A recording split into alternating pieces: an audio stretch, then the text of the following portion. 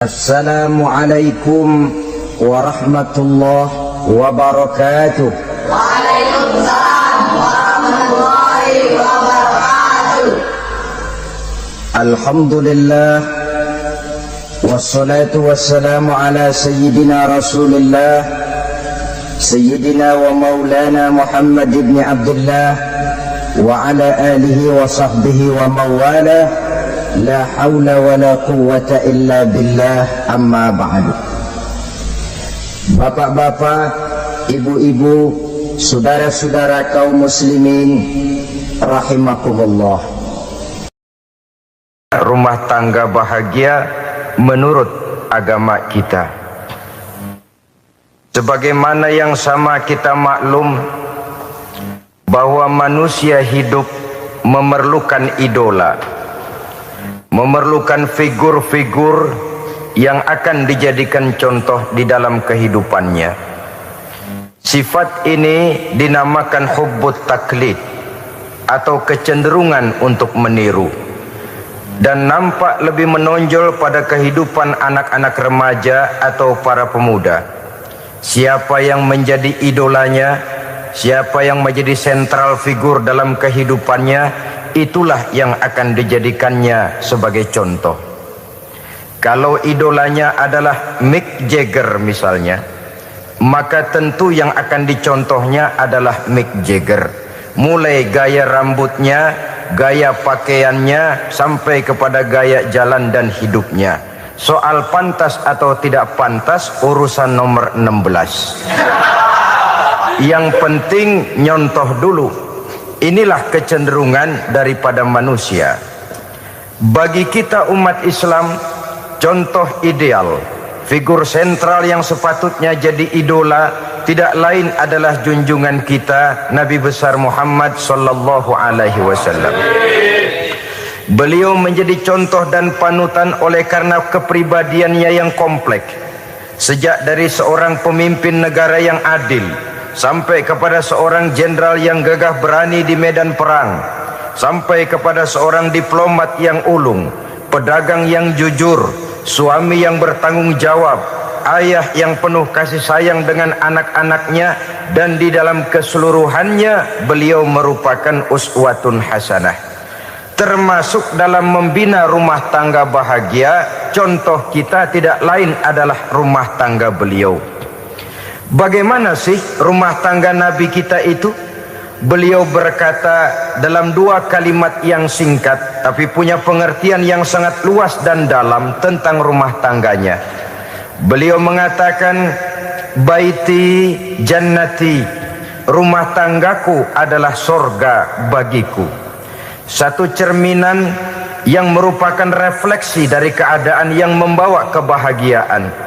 Padahal sepanjang sejarah yang kita baca, rumah beliau kecil saja. Sarapan pagi pun cuma seteguk air zam-zam, sepotong roti, kadang-kadang sebutir kurma. Tidurnya di atas kain kasar yang separuh jadi selimut, separuh jadi alas tidur. Tetapi di tengah kondisi yang semacam itu, beliau sanggup berkata, baiti jannati, rumah tanggaku adalah surga bagiku. Kenapa kita yang hidup di zaman sekarang, di mana fasilitas sesungguhnya serba lebih menunjang untuk berkata semacam itu, malah kita berkata sebaliknya, baiti nari, rumahku adalah laksana neraka bagiku. Padahal kalau dilihat, rumahnya pun kadang-kadang bertingkat, kendaraan serba berkilat, uang banyak berlipat-lipat, istri pun tak kurang cantik memikat, kadang-kadang jumlahnya 4. Tapi tiap hari kiamat tidak ada ketenangan dan ketentraman di rumah tangga. Saudara hadirin kaum muslimin rahimakumullah, mengapa Rasul sampai mengatakan baiti jannati, rumahku adalah laksana surga bagiku? Inilah pokok pembicaraan kita pada pertemuan kali ini. Sebagaimana yang kita maklum bahwa nikah dalam pandangan Islam bukan hanya sekedar untuk memenuhi kebutuhan biologis manusiawi, tidak hanya sekedar untuk memperkembangbiakkan keturunan, dan juga tidak pula untuk memperturutkan hawa nafsu. Lebih daripada sekedar itu, nikah dalam pandangan Islam merupakan ibadah. Oleh karena ibadah, maka seluruh tujuan ibadah, apakah dia bernama solat, apakah dia bernama puasa, zakat, sodako, haji dan lain sebagainya, seluruh daripada tujuan ibadah, target utamanya adalah mardhatillah atau keridhaan daripada Allah Subhanahu wa taala. Kalau nikah itu ibadah, maka sesungguhnya tujuan utama dari pelaksanaan suatu pernikahan tidak lain hanya untuk mencari keridhaan dari Allah Subhanahu wa taala. Bukankah kalau kita tanya tiap orang yang melakukan nikah, kenapa sih kamu nikah dengan dia? Jawabannya bisa macam-macam. Yang umum, karena saya cinta dia. Ada yang berkata, karena saya ingin mendapat ketenangan hidup. Ada yang bilang, karena saya ingin hidup teratur. Ada yang mengakui, karena saya ingin dapat keturunan dan lain sebagainya. Tetapi sesungguhnya menurut ajaran agama, kalau nikah merupakan ibadah, jawaban intinya ialah saya melakukan nikah untuk mencari keridhaan dari Allah Subhanahu wa taala. Ini konsekuensinya kalau nikah merupakan bagian daripada ibadah. Rumah tangga yang didirikan atas dasar mencari keridhaan Allah, maka akan diwarnai oleh nilai-nilai luhur daripada ajaran agama. Tanpa harta orang memang sulit untuk bahagia, tapi harta bukan jaminan orang lalu akan bahagia. Harta pada satu saat akan berakhir, kecantikan akan berkurang, pangkat dan jabatan akan sampai kepada batasnya. Tetapi agama, keyakinan, nilai-nilai iman, itulah pegangan kita yang kekal dan abadi. Sebab itu dalam surah Ar-Rum ayat ke-21 Allah Subhanahu wa taala menjelaskan, "Wa min ayatihi an khalaqalakum min anfusikum azwajan litaskunu ilaiha wa ja'ala bainakum mawaddatan wa rahmah." Dan di antara tanda-tanda kebesaran Allah, dijadikannya bagimu istri-istrimu dari diri kamu sendiri, litaskunu ilaiha, agar kamu bisa hidup tenang bersamanya, wa ja'ala bainakum mawaddatan wa rahmah, dan dijadikannya di antara kamu rasa cinta dan kasih sayang. Umumnya pernikahan terjadi karena mawaddatan wa rahmah ini, cinta dan kasih sayang. Atas dua dasar itulah rumah tangga didirikan orang. Atas dasar itulah seorang laki-laki dan seorang perempuan memadu janji untuk membagi suka dan duka dalam hidup ini secara bersama-sama.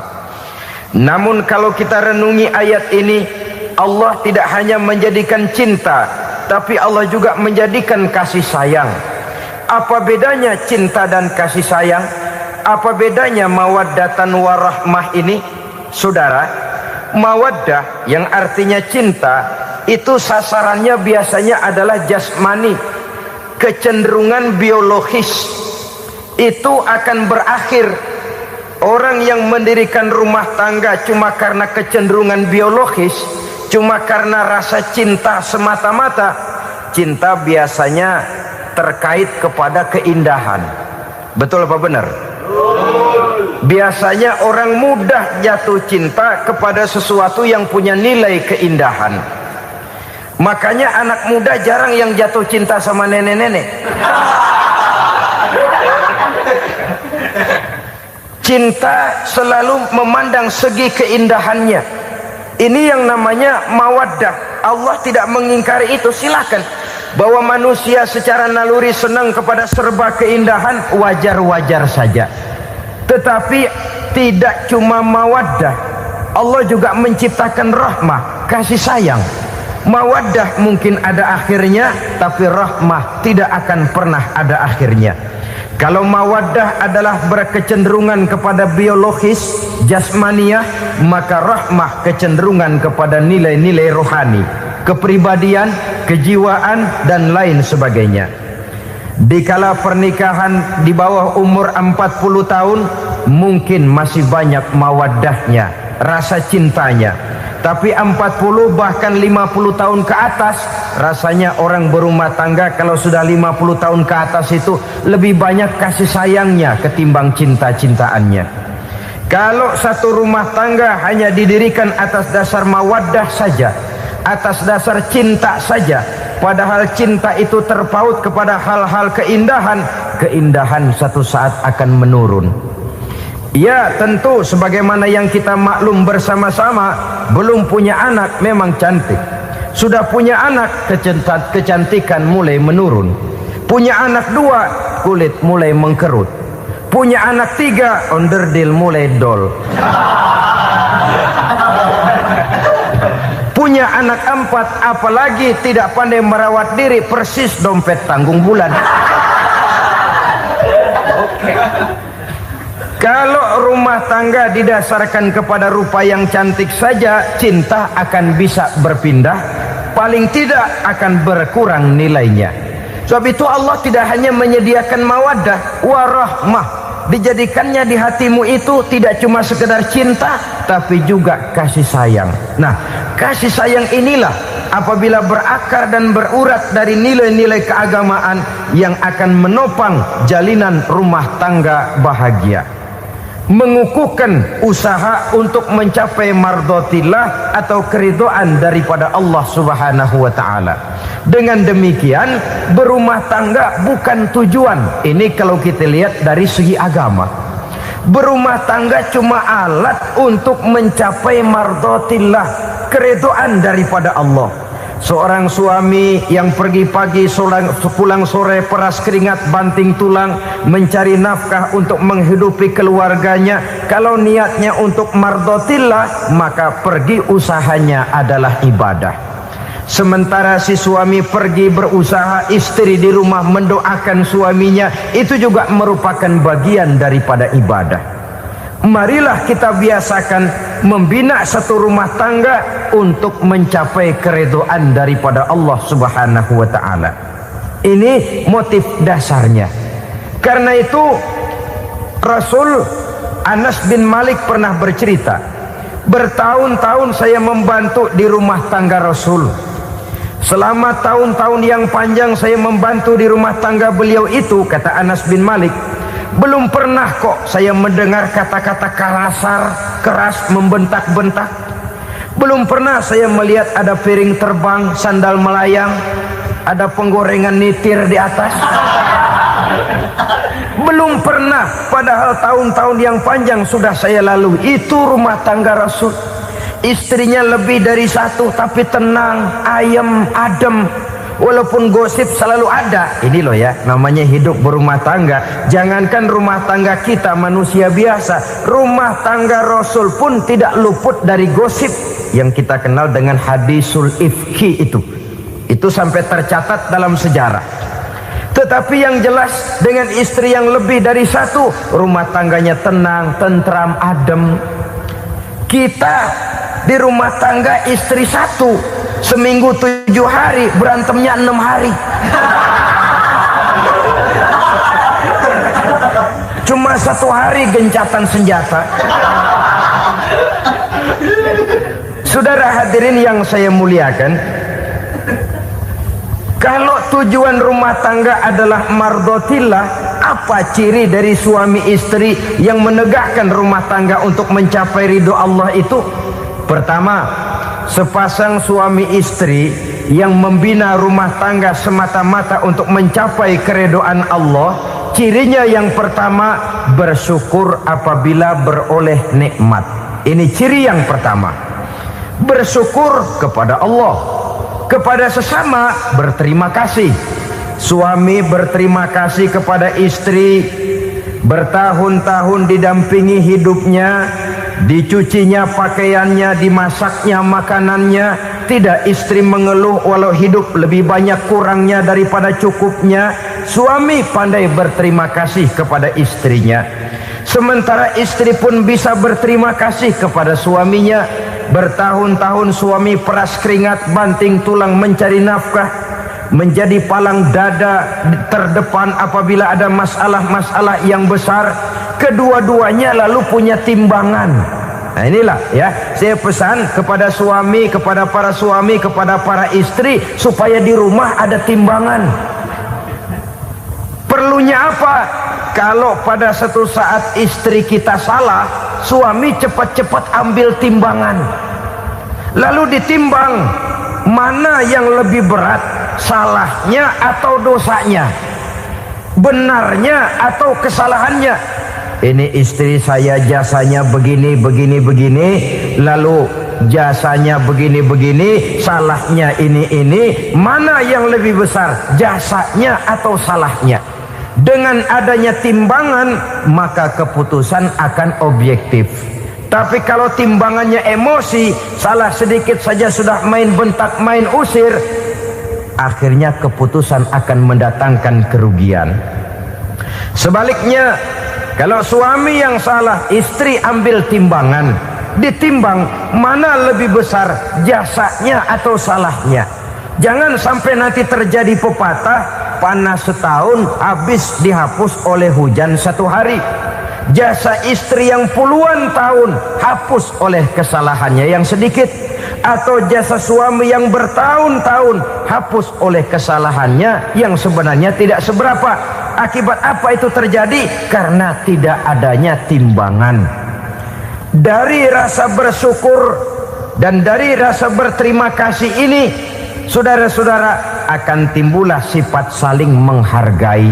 Suami menghargai istri, istri pun menghargai suami. Istiqomah, dikasih uang 5.000 senyum, dikasih uang 500 senyum. Itu namanya istri yang pandai bersyukur. Kalau tidak, 5.000 nyengir, 500 manyun. Tahu manyun? Kayak bemok nyari setoran, monyong saja. Ada sikap istiqomah di dalam membina kehidupan berumah tangga ini. Lalu mengerti posisi suami, ini termasuk tanda berterima kasih. Suami saya itu kerjanya apa, golongannya apa, gajinya sebulan berapa. Atas dasar itu, lalu istri menjadi istri yang tahu diri. Walaupun suami harus menyenangkan istri, istri pun hendaknya nimbang, tahu batas kemampuan suami. Kemauan mungkin tidak terbatas, tapi kemampuan sangat terbatas. Kalau suami pegawai kecil, ya mintalah yang kecil-kecil. Kalau suami pegawai rendah, mintalah yang sesuai dengan kemampuannya. Jangan suami gajinya cuma 50.000 sebulan, istri menuntut minta dibeliin gelang yang kayak pelek becak. Tentu sudah overacting namanya. Saudara hadirin yang saya muliakan, kunci awalnya bersyukur kepada Allah. Kalau sudah bisa berterima kasih kepada manusia, hati ini akan mudah bersyukur kepada Allah. Rumah tangga yang pandai bersyukur, berapapun kecilnya nikmat, bukan kecilnya yang dia lihat, tapi karunia Allah yang dinilai. Sehingga dari rasa berterima kasih kepada manusia akan timbullah rasa syukur kehadirat Allah Subhanahu wa ta'ala. Itu yang sering diistilahkan orang, kalau dia punya mobil, dia berkata alhamdulillah kita punya mobil, tetangga kita cuman punya motor. Kalau dia punya motor, syukur kita punya motor, tetangga kita cuman punya sepeda, kemana-mana kekejek melulu. Kalau dia punya sepeda, alhamdulillah punya sepeda, tetangga kita sebelah nggak punya apa-apa, kemana jalan kaki saja. Kalau dia jalan kaki, alhamdulillah kita masih bisa jalan. Tetangga kita sebelah lumpuh bertahun-tahun nggak kemana-mana. Kalau dia lumpuh, alhamdulillah kita masih hidup. Tetangga kita kemarin mati nggak balik lagi.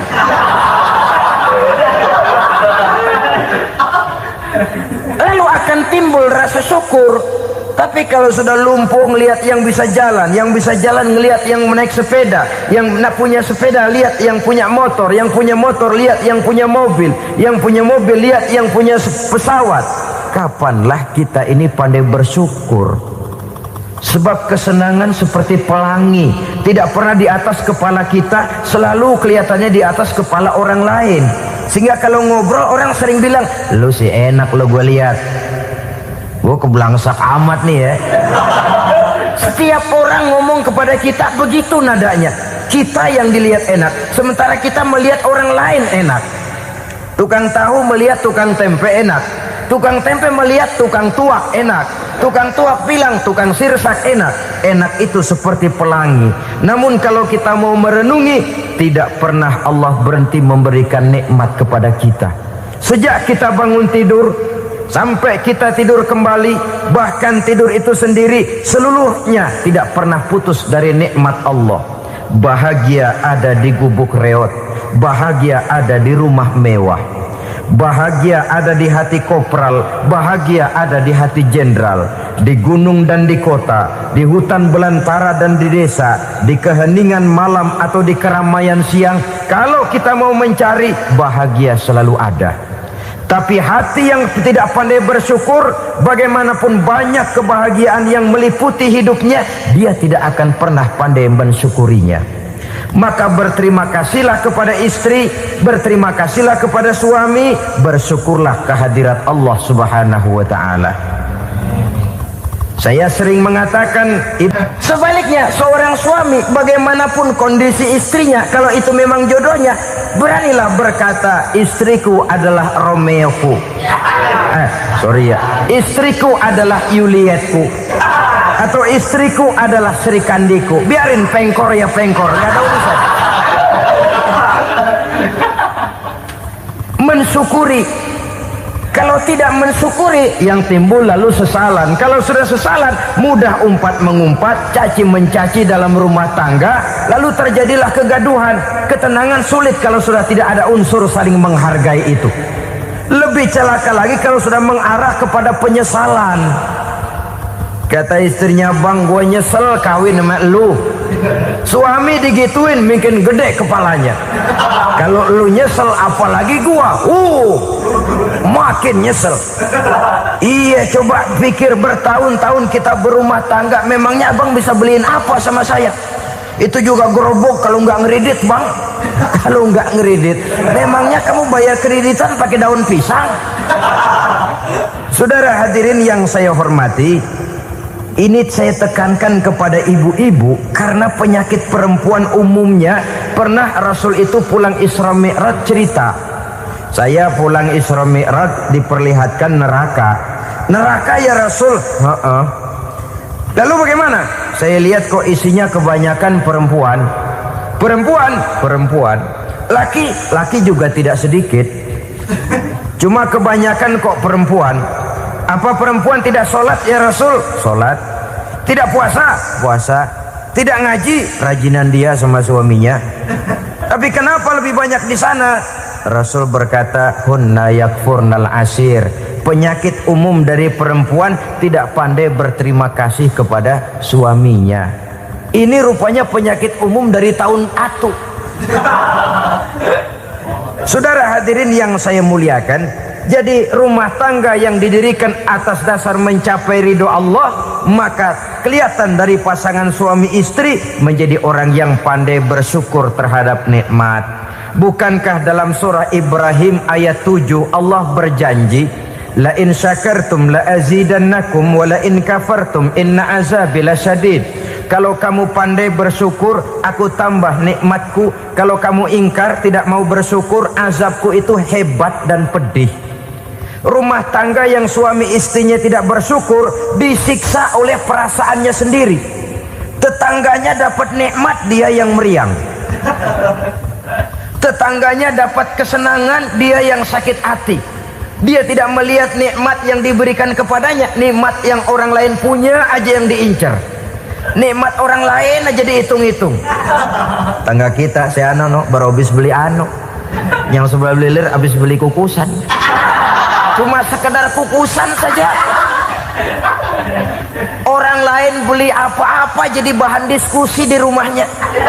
Orang lain saja yang diusut. Timbul dendam kesumatnya, timbul hasutnya. Dia tidak bersyukur dengan nikmat yang ada dalam rumah tangganya. isi rumah tangga semacam itu disiksa oleh perasaan hasutnya sendiri. Jauh dari kebahagiaan, kering hatinya, miskin jiwanya, merana batinnya. Kalau sudah ke sana, jauhlah rumah tangga dari pantulan sinar kebahagiaan. Saudara-saudara, kita lihat rumah tangga Rasul.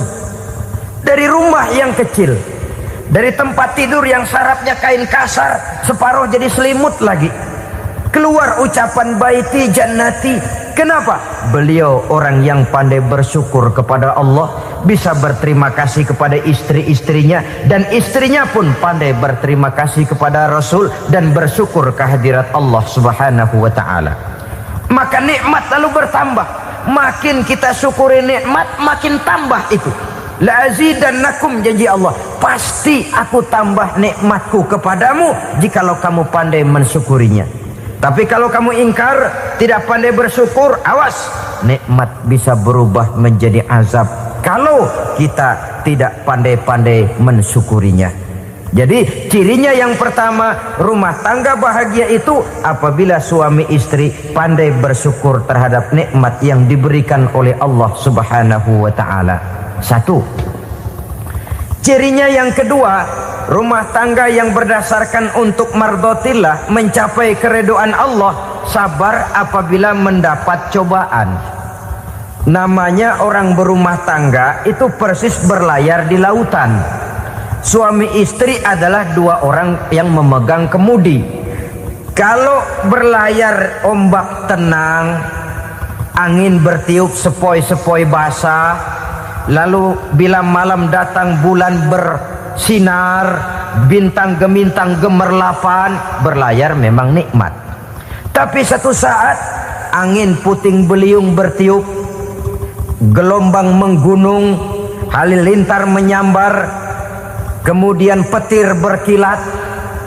Kalau pada saat itu suami mau ngalor, istri mau ngidul, alamat perahu patah di tengah jalan, kandas di lautan sebelum sampai ke pantai yang akan ditujunya.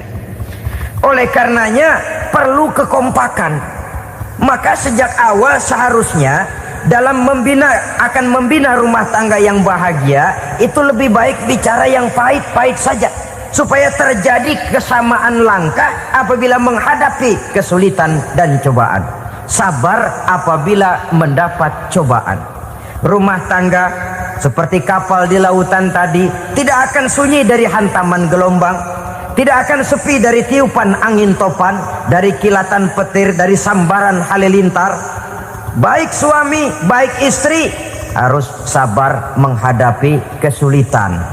Kadang kesulitan dari segi ekonomi, kadang kesulitan dari segi mengarahkan dan mendidik anak-anak, kadang kesulitan karena banyak orang yang hasut dengan kita, kadang kesulitan berbagai macam lah yang menyebabkan kesulitan. Rumah tangga yang bertujuan mencapai ridho Allah, sabar menghadapi segala macam kesulitan. Saudara-saudara kaum muslimin rahimakumullah, kesulitan adalah bagian daripada perjalanan hidup. Siapa orangnya yang tidak pernah menemukan kesulitan dalam kehidupan? Rasanya hampir tidak ada. Dan memang kesulitan bukan untuk ditakuti. Kesulitan justru untuk diatasi, dicarikan jalan keluarnya. Begitulah suami istri yang bertujuan mencari ridho Allah. Manakala suami berada dalam kesulitan, istri mencarikan jalan keluar atau berusaha memberikan jalan keluar. Sebaliknya, manakala istri dalam kesulitan, suami bisa mencarikan jalan keluarnya. Sabar dalam menghadapi segala macam kesulitan. Dalam surah Luqman ayat 17, Allah Subhanahu wa taala berfirman, "Wasbir 'ala ma asabak, inna dzalika min azmil umur." Dan bersabarlah terhadap apapun yang menimpa kamu. Bersabarlah terhadap segala kesulitan yang kamu hadapi, karena sesungguhnya yang demikian itu merupakan sebagian dari perkara-perkara yang telah ditetapkan oleh Allah Subhanahu wa taala.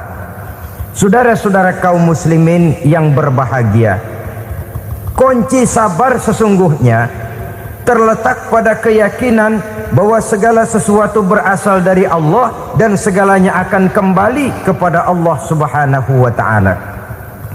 Rumah tangga yang sabar di dalam menghadapi kesulitan-kesulitan biasanya akan lebih mudah mencari jalan keluar. Tapi kalau sedikit kesulitan datang, kita tertimpa oleh kepanikan, oleh kegelisahan, dan oleh ketakutan yang tidak beralasan, maka kesulitan itu bukan saja tidak dapat diatasi, malah rasanya akan menjadi semakin besar di dalam kehidupan kita. Tidak ada rumah tangga yang tidak pernah berhadapan dengan kesulitan, bagaimanapun besarnya rumah tangga itu. Itulah sebabnya kita memerlukan orang lain. Hidup berumah tangga itu seperti orang punya mata. Kalau mata kita kelilipan, kalau mata orang lain kelilipan, gampang kita tiup.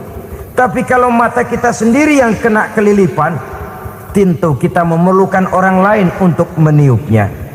Oleh karenanya, suami istri harus saling mencarikan jalan keluarnya. Walaupun kerjanya berbeda, suaminya pergi mencari nafkah, istrinya berdoa di rumah. Kalau perlu melakukan sholat duha, mendoakan agar usaha suaminya dimudahkan, dan begitu selanjutnya. Sehingga dengan adanya kebersamaan, walaupun tidak selalu bersama-sama, maka masing-masing melaksanakan tugas dengan tenang dan merasa yang satu berbuat untuk kepentingan yang lain. Inilah cirinya yang kedua, sabar bila mendapat dan berhadapan dengan segala macam kesulitan. Kadang orang mendapat kesulitan itu berkeluh kesah. Bukan berkeluh kesah, tapi mencari jalan keluar dan mengambil hikmah yang ada di dalamnya apa. Karena bukan kemudahan, kesulitan yang membuat orang dewasa. Bukan kemudahan, tapi kesulitan yang membuat orang berpikir, dinamis, kreatif.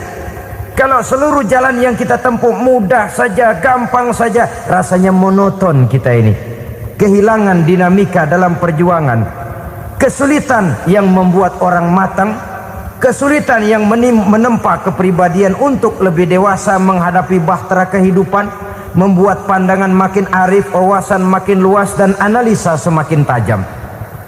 Sama saja dalam hidup. Sesungguhnya pujian sering menjadi racun, dan caci maki kalau kita tanggapi secara positif sering membuat kita makin dewasa. Jarang orang berpikir kalau dipuji, tapi baru dia merenung dan mencari diri setelah dicaci maki dan dikritik habis-habisan. Walaupun watak umum manusia senang dipuji, marah kalau dicaci maki. Biasanya kalau ketemu cewek cakep kita bilang, "Kamu cakep deh." Dia paling bilang, "Ah, abang bisa aja." Walaupun dia bilang, "Ah, abang bisa aja," hidungnya mah tetap mekar. Senang kalau dipuji, itu kecenderungan manusia. Marah kalau dicaci maki, marah kalau dikritik. Tapi sesungguhnya pujian sering jadi racun, caci maki sering jadi obat. Orang takut minum obat karena pahitnya, padahal efeknya itu akan lebih memberikan kesehatan kepadanya. Orang takut menghadapi kritik, orang takut dan tidak ingin dicaci maki, padahal itulah yang sesungguhnya menjadi cambuk kalau tidak dia salah tanggap, menjadi sugesti yang mendorong dia lebih maju lagi.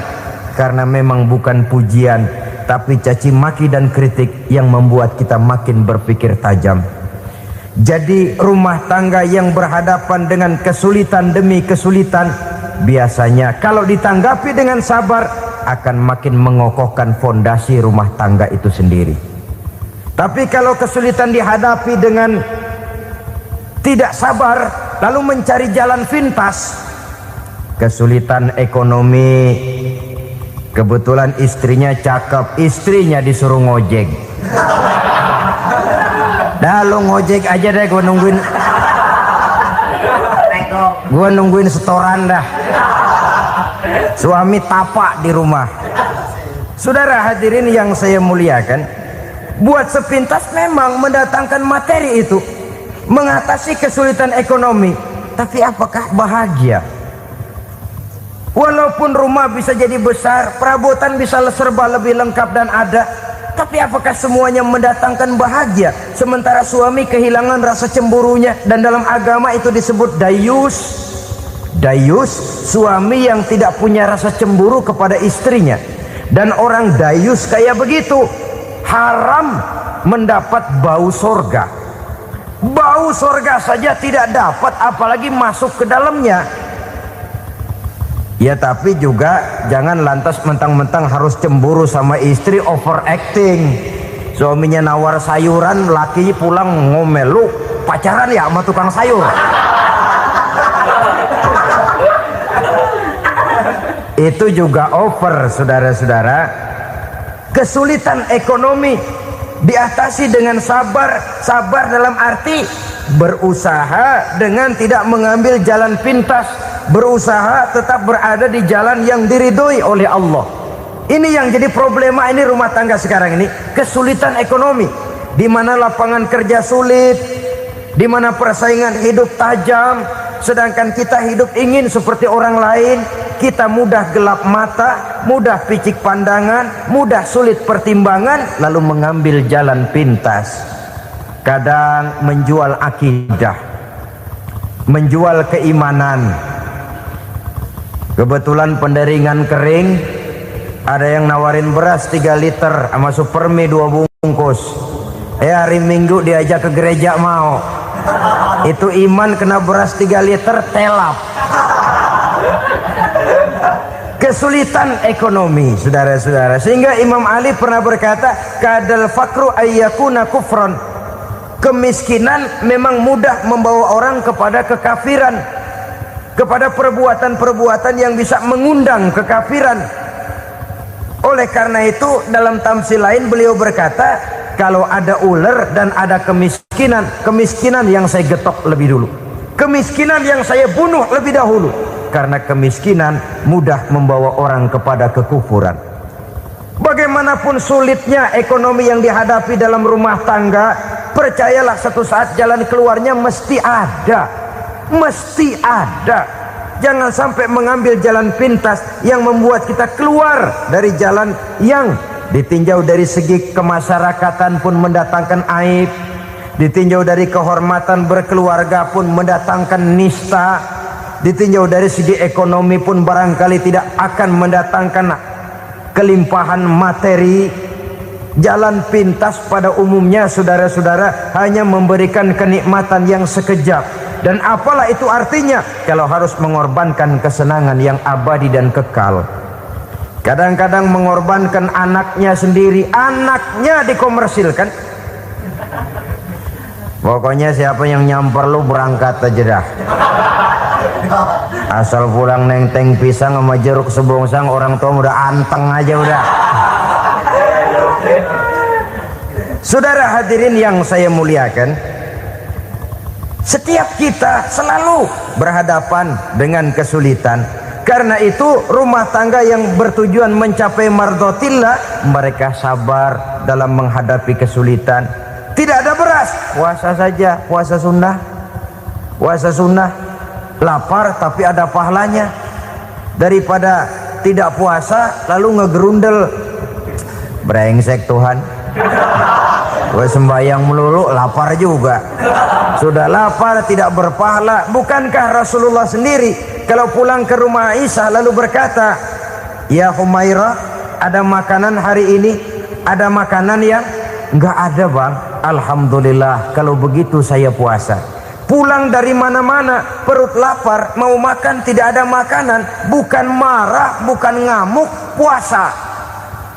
Maka boleh puasa sunnah, niatnya udah siang, jam 10, jam 11, asal dari pagi belum makan apa-apa. Niatnya jam 10, sah, dengan catatan dari pagi belum makan apa-apa. Jangan sudah sepiring setengah baru niat, itu lain. Itu ngojek namanya itu. Pengertian dalam kesulitan. Satu malam beliau pulang dari masjid agak larut. Habis ngajar banyak yang bertanya. Ketuk pintu, assalamualaikum.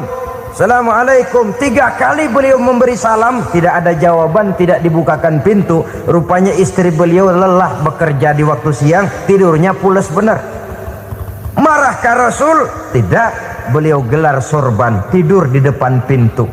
Asraful anbiya wal mursalin ini, Rasul termulia ini, karena menghargai istrinya, tidur di depan pintu. Sampai Aisyah bangun sepertiga malam, terkejut buka pintu, suaminya ada di depan pintu. Beliau bangunkan. Ketika dibangunkan, Rasul lebih dulu berkata, maaf sayang, saya pulang terlambat. Sudah nggak dibukain pintu, tidur di depan, dibangunin, beliau duluan yang minta maaf. Pengertian. Kalau emosi, memang nggak dibukain pintu, tidur di depan. Begitu dibukain, yang enak kita tunjuk jidatnya.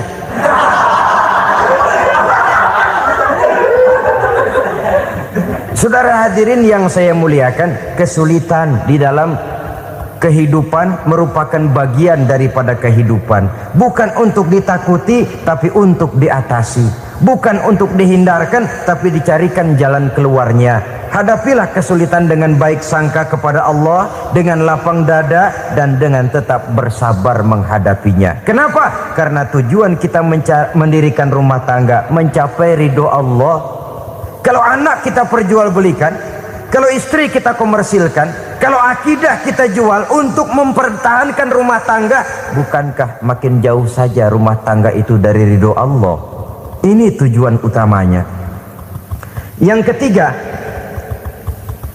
rumah tangga yang bertujuan mardotillah itu, suami istri yang merupakan fondasi di rumah tangga, suami sebagai pemimpin, istri sebagai pembina, selalu musyawarah dalam menyelesaikan persoalan. Walaupun istri ditakdirkan sebagai pemimpin dan suami sebagai pemimpin dan istri yang dipimpin, tapi agama menganjurkan musyawarah. Jangan mentang-mentang istri nyari duit, suami nyari duit, lalu menteleng.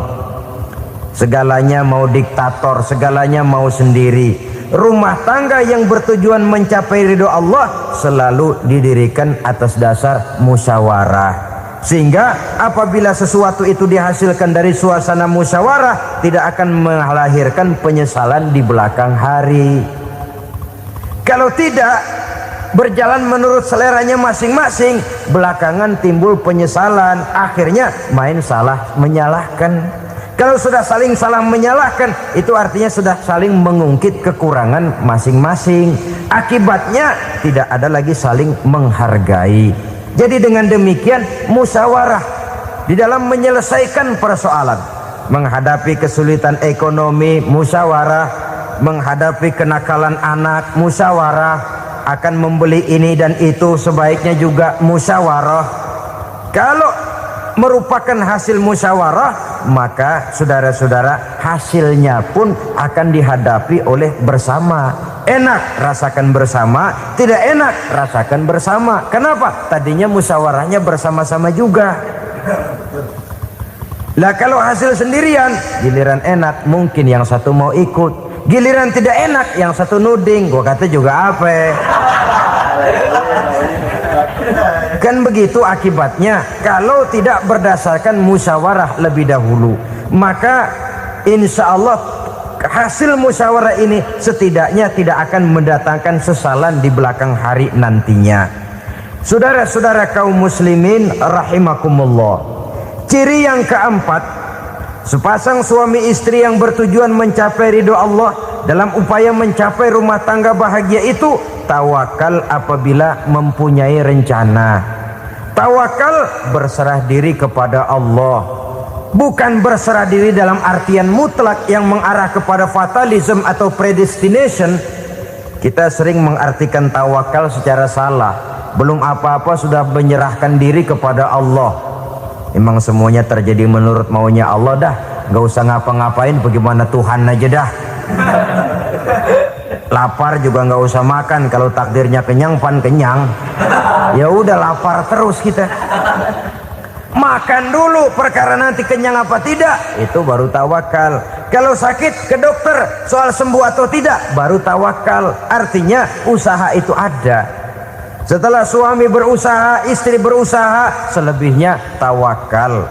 Apa perlunya tawakal? Apabila berhasil tidak lupa daratan, apabila berhasil tidak lupa diri, apabila gagal tidak putus asa. Sehingga dengan demikian dari tawakal ini lahirlah pondasi yang kokoh membina rumah tangga yang bahagia dalam upaya mencapai keridhaan daripada Allah Subhanahu wa taala. Apapun yang kita laksanakan di rumah tangga, tujuan intinya tetap untuk mencapai keridhaan Allah. Beli kendaraan untuk mencapai ridho Allah, lalu dipakai ngaji, dipakai ke masjid dan sebagainya. Beli peralatan rumah tangga untuk mencapai ridho Allah. Mendidik anak untuk mencapai ridho Allah, membantu keluarga untuk mencapai ridho Allah, dan begitu selanjutnya. Tawakal apabila mempunyai rencana. Kemudian cirinya yang kelima, suami istri yang bertujuan mencapai ridho Allah selalu mempererat silaturahmi. Sebab seperti sudah saya sampaikan pada pertemuan terdahulu, dalam berumah tangga itu ada orang tua, ada mertua. Itu cuma perbedaan istilah, tapi hakikatnya adalah sama. Jangan karena perbedaan istilah lalu menyebabkan kita berbeda sikap. Kalau sudah berbeda sikap, tentu akan melahirkan perasaan yang tidak simpatik. Sebaiknya suami istri kalau sudah berumah tangga, jadikanlah orang tua tempat cerita yang enak saja. Yang tidak enak telan berdua, yang pahit rasakan berdua, kesusahan dan kesulitan atasi berdua. Giliran enak ngomong sama orang tua, giliran senang cerita sama mertua. Sekarang kan kita balik, kalau lagi senang duitnya banyak, anteng di rumah, kalem aja. Tapi lalu waktu susah, waktu susah, cerita kepada orang tuanya, cerita kepada mertuanya. Lalu kapan kita mau menyenangkan orang tua? Sudahlah mereka susah mendidik kita di waktu kecil, membesarkan kita, melakukan segala macam pengorbanan.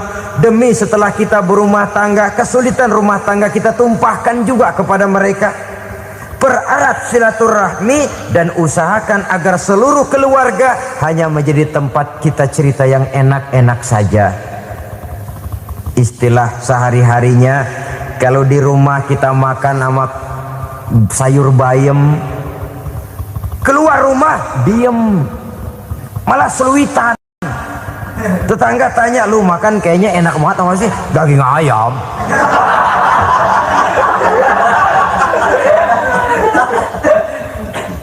Lalu tetangga kan akan berbisik, itu makannya tuh orang enak bener ya, rumah tangganya tiap hari makan sama daging ayam. Biarlah paling kurang itu jadi doa, daripada kita makan sama kangkung lalu ribut ngomel di mana-mana. Gua kesel banget sama bini gua, di warung ceritanya lagi. Kenapa? Saban sari gua direbusin kangkung mulu, brengsek. Di warung cerita ada RT, ada RW. Gara-gara makan sama kangkung se-RT tahu. Akhirnya mungkin kalau kita berangkat orang hitung dari jauhan, lihat kangkung liwat gitu.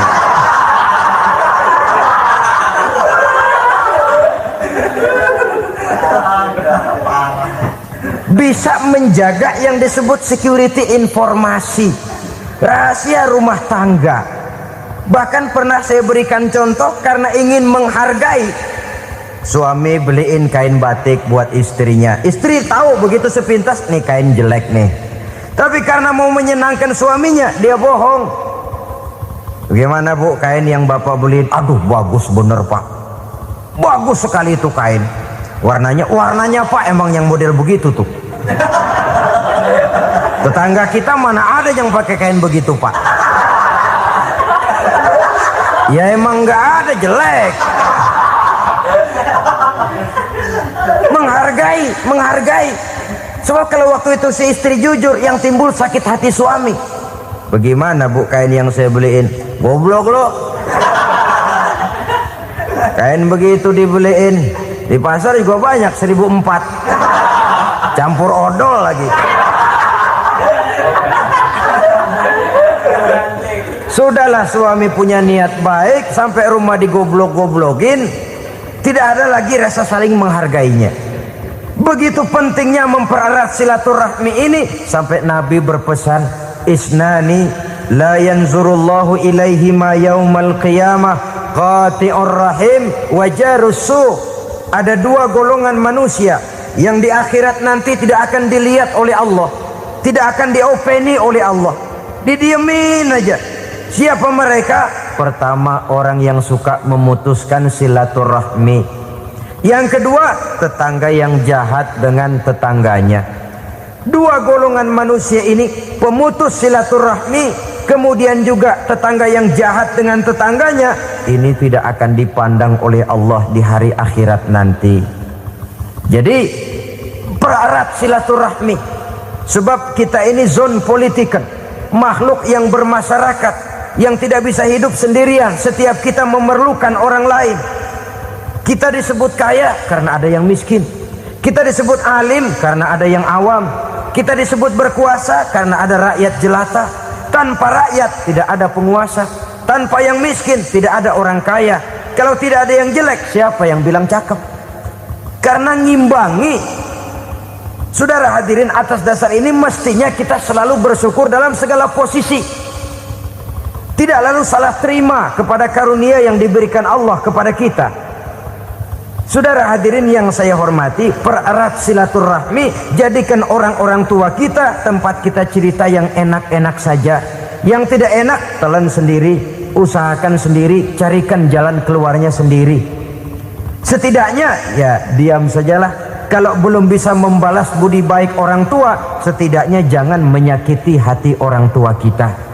Sudah lelah dan payah dia mengasuh kita, membesarkan kita, merawat kita, demi setelah kita berumah tangga, seluruh kesulitan kita bawa lagi kepadanya. Karena itu buat para istri juga ini perhatian. Kalau dimarahi suami, jangan cepat-cepat pulang ke rumah orang tuanya. Nggak boleh diomelin dikit, main buntal aja. Gua pulang dah. Pulang. Sampai sana cerita habis-habisan, dikucek kejelekan suaminya. Nanti 2-3 hari balik aja lagi. Kan nggak lucu jadinya. Saudara hadirin, begitu juga suami. Mencaci maki habis istrinya, 2-3 hari baik aja lagi. Konyol, istrinya sudah dicaci maki habis-habisan, dijeleki leluhur-leluhurnya, 2-3 hari baik lagi, mesraan lagi. Kata bininya dalam hati, gua lu jelekin juga, lu pakai juga, payah.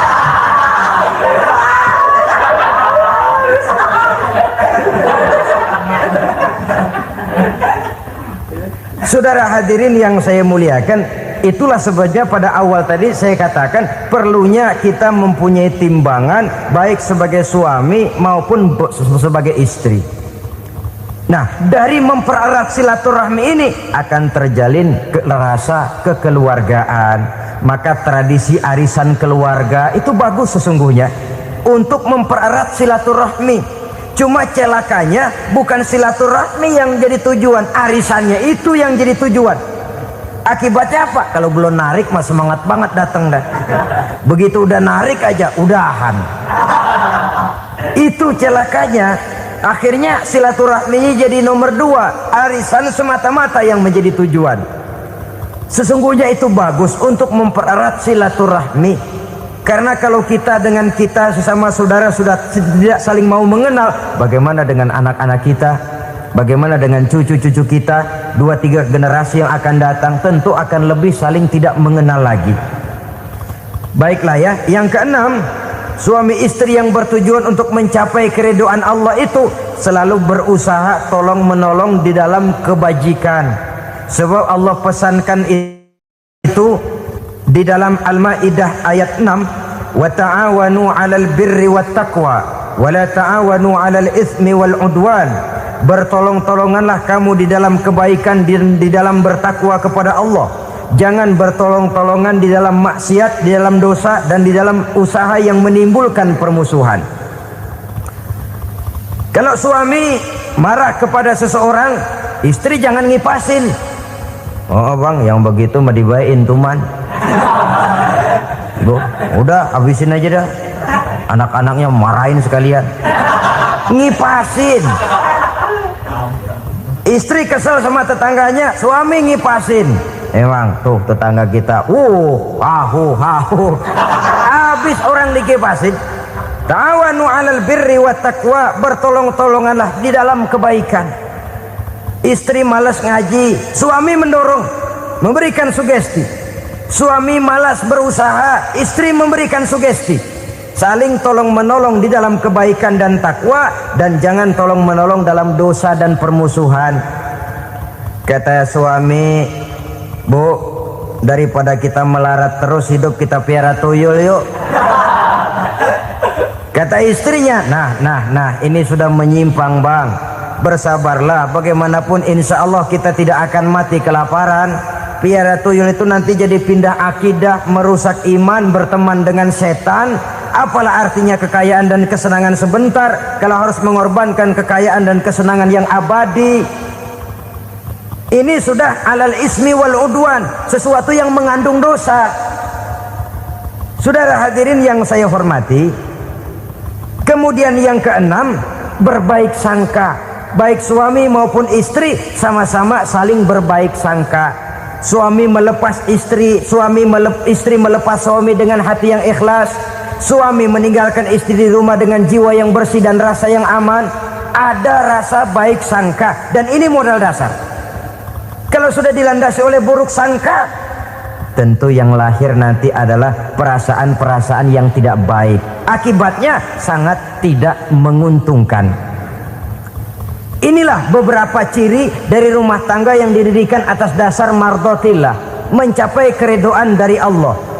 Nanti akan menyusul tujuan berikutnya, diantaranya mendapat keturunan, diantaranya lagi mendatangkan gairah untuk lebih berusaha mencari rezeki karena sudah merasa punya tanggung jawab berupa anak dan istri.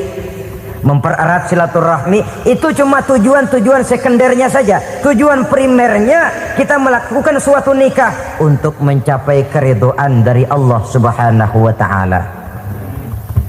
Silakan punya istri cantik, kaya, tapi tujuan utamanya kita membina rumah tangga untuk mencapai ridho dari Allah. Karena itu dasarnya mawaddatan warahmah. Jangan cuma cinta, tapi juga kasih sayang. Cinta, kecenderungan kepada jasmani akan berakhir, tapi kasih sayang, kecenderungan kepada rohani, makin tua malah makin erat, makin tua malah makin mesra. Sehingga kadang kita menampak kakek-kakek dan nenek-nenek lagunya kayak pengantin baru. Apa cinta-cintaan? Tidak.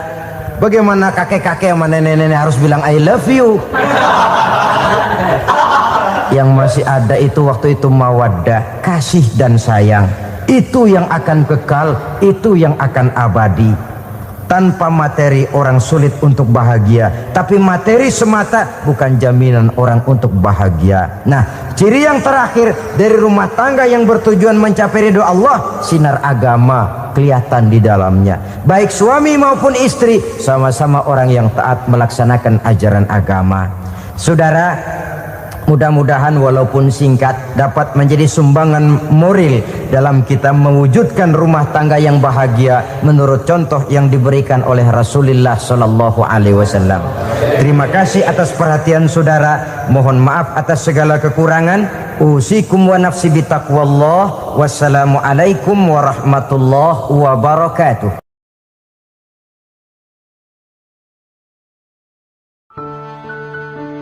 Assalamualaikum warahmatullahi wabarakatuh. Ala alihi wa sahbihi ajma'in, amma ba'du. Saudara-saudara kaum muslimin rahimakumullah, salah satu dari misi Islam ialah mengangkat harkat dan martabat manusia yang sebelumnya dibedakan oleh warna kulit, oleh suku bangsa dan bahasa. Seluruhnya diikat dengan satu akidah, menghilangkan perbedaan akibat warna kulit, suku bangsa dan bahasa. Termasuk dalam upaya itu betapa Islam telah mengangkat harkat dan martabat kaum wanita. Maka pada pertemuan kali ini kita akan membicarakan tentang peranan wanita sepanjang pandangan agama. Sebelum Islam datang, nasib perempuan nyaris hanya berputar di segitiga saja. Dapur, sumur, kasur. Kasur, sumur, dapur.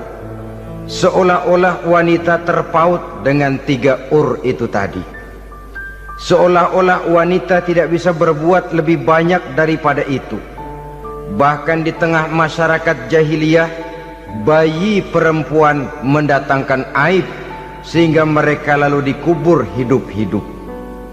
Maka datang Islam dengan tegas mencanangkan satu revolusi yang mengangkat harkat dan martabat kaum wanita.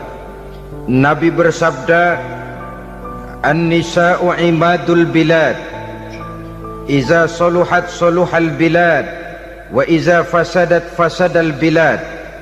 Wanita adalah tiang negara. Jikalau baik wanita, baiklah negara. Jikalau rusak wanita, hancurlah negara. Dalam berbagai ayat Al-Quranul Karim menjelaskan tentang wanita dan peranannya. Al-Quran bercerita tentang Siti Hawa.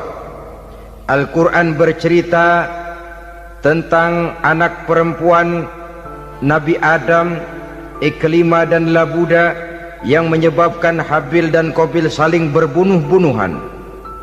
Al-Quran menceritakan bagaimana ibunya Nabi Musa mendapat wahyu untuk menghanyutkan anaknya di hilir sungai Nil. Al-Quran bercerita tentang Siti Maryam, ibu daripada Nabi Isa. Al-Quran bercerita tentang 2 putri Nabi Yusuf, yang akhirnya salah satunya menjadi istri daripada Nabi Musa. Pun Al-Quran bercerita tentang Ratu Balkis, seorang wanita yang menjadi penguasa di negeri Sabah, yang demikian besar pengaruhnya dan wawasannya. Dan banyak lagi Al-Quran menceritakan keadaan kaum wanita, sampai-sampai dalam Al-Quran ada satu surah yang dinamakan surah An-Nisa. Ini seluruhnya berarti bahwa Al-Quran telah menempatkan kaum wanita dalam satu posisi yang mulia dan terpuji. Al-Quran memberikan emansipasi, bahwa wanita berhak mengejar kemajuan sebagaimana halnya kaum laki-laki. Tetapi sungguh pun demikian, Al-Quran tetap memberikan batasan-batasan sepanjang emansipasi itu tidak bertentangan dengan kodrat kewanitaan itu sendiri.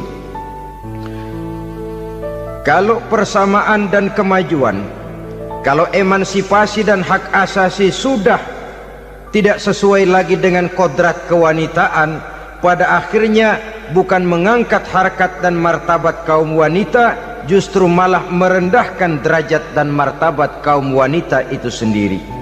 Seperti sebagian besar wanita ini, mereka berteriak menuntut tentang persamaan hak, tapi mereka melupa apa batasan daripada persamaan hak itu sendiri. Sesungguhnya Islam dengan segala konsepsinya yang mengangkat martabat kaum wanita itu, memberikan keleluasaan kepada kaum wanita untuk maju bersama laki-laki sepanjang tidak menginjak-injak kodrat kewanitaan itu sendiri. Kalau sudah sampai kepada menginjak kodrat kewanitaan, maka akan merendahkan martabat kaum wanita. Sebab apa? Secara fisik dan psikis, agaknya memang laki-laki sudah ditakdirkan oleh Allah untuk menjadi pembimbing bagi kaum wanita. Walaupun tidak tertutup kemungkinan wanita tampil sebagai pemimpin, tetapi dari segi fisik biologis misalnya, laki-laki itu diciptakan kekar, kuat untuk memikul dan melaksanakan tugas-tugas yang berat. Sedangkan perempuan pada umumnya adalah lembut, ayu, lemot, denok, geboy, dan lain sebagainya. Maka kalau kita baca sejarah, Allah itu belum pernah mengutus rasul perempuan. Semua rasul laki-laki. Sebab apa? Secara fisik biologis tugas kerasulan lebih dimungkinkan oleh seorang laki-laki. Tugas rasul itu berat. Kadang-kadang perang, dicaci maki, berhadapan dengan ujung tombak, ujung pedang dan lain sebagainya. Makanya seluruh rasul laki-laki, dan Allah belum pernah mengutus rasul perempuan. Dari segi lain, perempuan itu banyak terhalang untuk melaksanakan ajaran agama. Misalnya 1 minggu dalam sebulan perempuan itu terkena cuti khusus, mengalami masa menstruasi, tidak sholat, tidak puasa, tidak melaksanakan ajaran agama yang tidak dibolehkan pada saat menstruasi itu. Kalau ada rasul perempuan,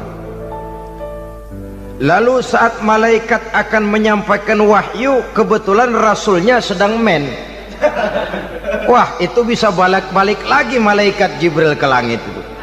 Mau turun nyampein wahyu, balik lagi ke atas, ditegur, kenapa balik lagi Jibril? Rasulnya lagi head.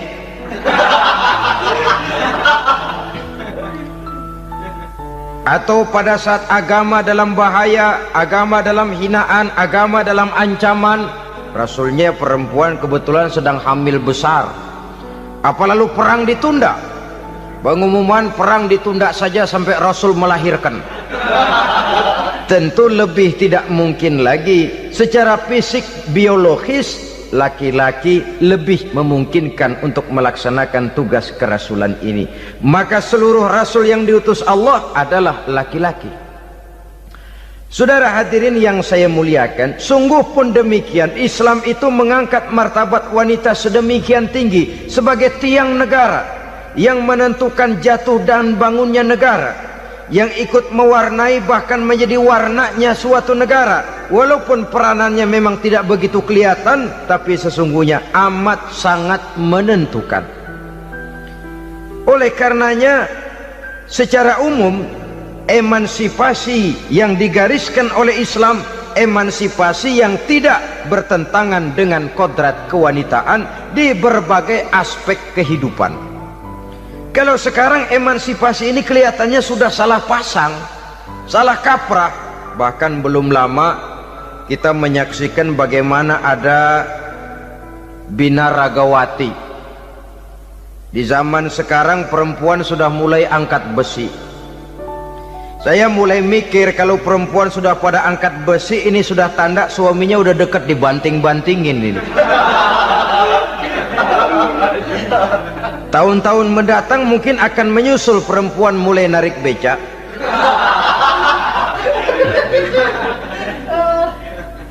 Nampaknya kan sudah tidak lagi mengindahkan kodratnya sebagai wanita. Ada olahraga yang hanya pantas dikerjakan oleh laki-laki. Oleh karena itu pada kesempatan ini kita akan mencoba melihat peranan wanita dari berbagai dimensinya. Yang pertama, peranan wanita sebagai istri. Adalah Rasul memilih istri pertamanya Sayyidatuna Khadijah radhiyallahu anha. Kalau pilihan utama beliau pertama kali nikah dengan Siti Khadijah, jelas itu pilihannya bukan karena kecantikan. Kenapa? Beliau nikahi Siti Khadijah dalam usia 40 tahun Khadijah dan 25 tahun Rasul. Statusnya janda pula. Kalau beliau seorang pemburu kembang, pemburu bunga, kenapa mesti nikah dengan janda berumur 40 tahun? Sedangkan beliau waktu itu masih berumur 25 tahun. Apa sasaran utamanya? Bisa kita lihat nanti. Setelah beliau diangkat menjadi Rasul, ternyata Khadijah lebih daripada seorang istri, beliau masuk ke dalam staf Nabi. Orang lain beliau belum beriman, beliau malah beriman lebih dahulu sebagai perempuan pertama yang masuk Islam. Orang lain memusuhi Nabi, beliau malah mengorbankan hartanya untuk membantu perjuangan Nabi.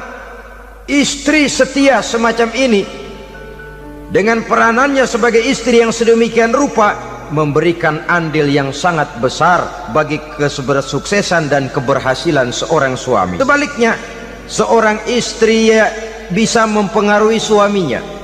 Seorang suami yang jujur, polos, lugu, sederhana bisa jadi koruptor ulung kalau didorong-dorong oleh istrinya. Seorang istri Pak Lurah memang tidak ikut mengatur kelurahan, tapi dia bisa mewarnai suaminya. Seorang istri gubernur memang tidak ikut mengatur provinsi, tapi dia bisa mewarnai suaminya. Sepanjang warnanya positif, tentu sangat baik dan sangat diharapkan. Tetapi kalau warnanya negatif, kiamatlah akibatnya umat ini. Oleh sebab itu, peran pertama dari kaum wanita sesungguhnya adalah sebagai istri yang mendampingi suami untuk mengolah dan melaksanakan tugas-tugas besar. Dari seorang yang paling kecil sampai kepada seorang yang punya jabatan paling tinggi sekalipun, pengaruh dan peranan istri memang sangat menentukan. Saudara hadirin kaum muslimin rahimakumullah, itulah sebabnya Nabi menikah dengan Siti Khadijah. Dan lebih dari itu, sebelum menikah dengan Nabi, Siti Khadijah itu sudah terkenal sebagai pengusaha wanita, business girl kalau bahasa sekarang ini. Bahkan jaringan bisnisnya tidak hanya Mekah saja, tidak hanya antar kota, bahkan sudah antar negara, dari Mekah ke Syam, dari Mekah ke Madinah dan lain sebagainya, yang bahkan kita tahu Rasul pada mulanya pun ikut membantu perdagangannya Siti Khadijah radhiyallahu anha ini. Jadi kalau bercermin dari karier Siti Khadijah, boleh saja wanita bergerak di bidang bisnis, asal memang profesi, bukan karena dengan senjata dan modal kecantikan lalu membujuk dan merayu orang sampai telap sehingga bisnisnya berjalan lancar dengan jalan menjual kecantikannya. Tidak, bergerak di bidang bisnis yang memang profesinya di situ. Tidak ada salahnya. Bisa saja perempuan menjadi bisnis girl seperti yang dicontohkan oleh Siti Khadijah radhiyallahu anha ini. Sebab itu, kontes-kontesan yang hanya bertitik kepada rupa yang ayu saja, rupa yang cantik saja, sesungguhnya bukan hanya tidak bermanfaat, tapi saya pikir juga sangat tidak mendidik. Yang mengajar anak-anak remaja putri kita untuk berlomba-lomba hidup dalam kepalsuan. Alis mata palsu, hidung pesek dimancungin palsu, operasi plastik. Alis matanya dikerik, bikin yang palsu. Tai lalat lagi bikin yang palsu.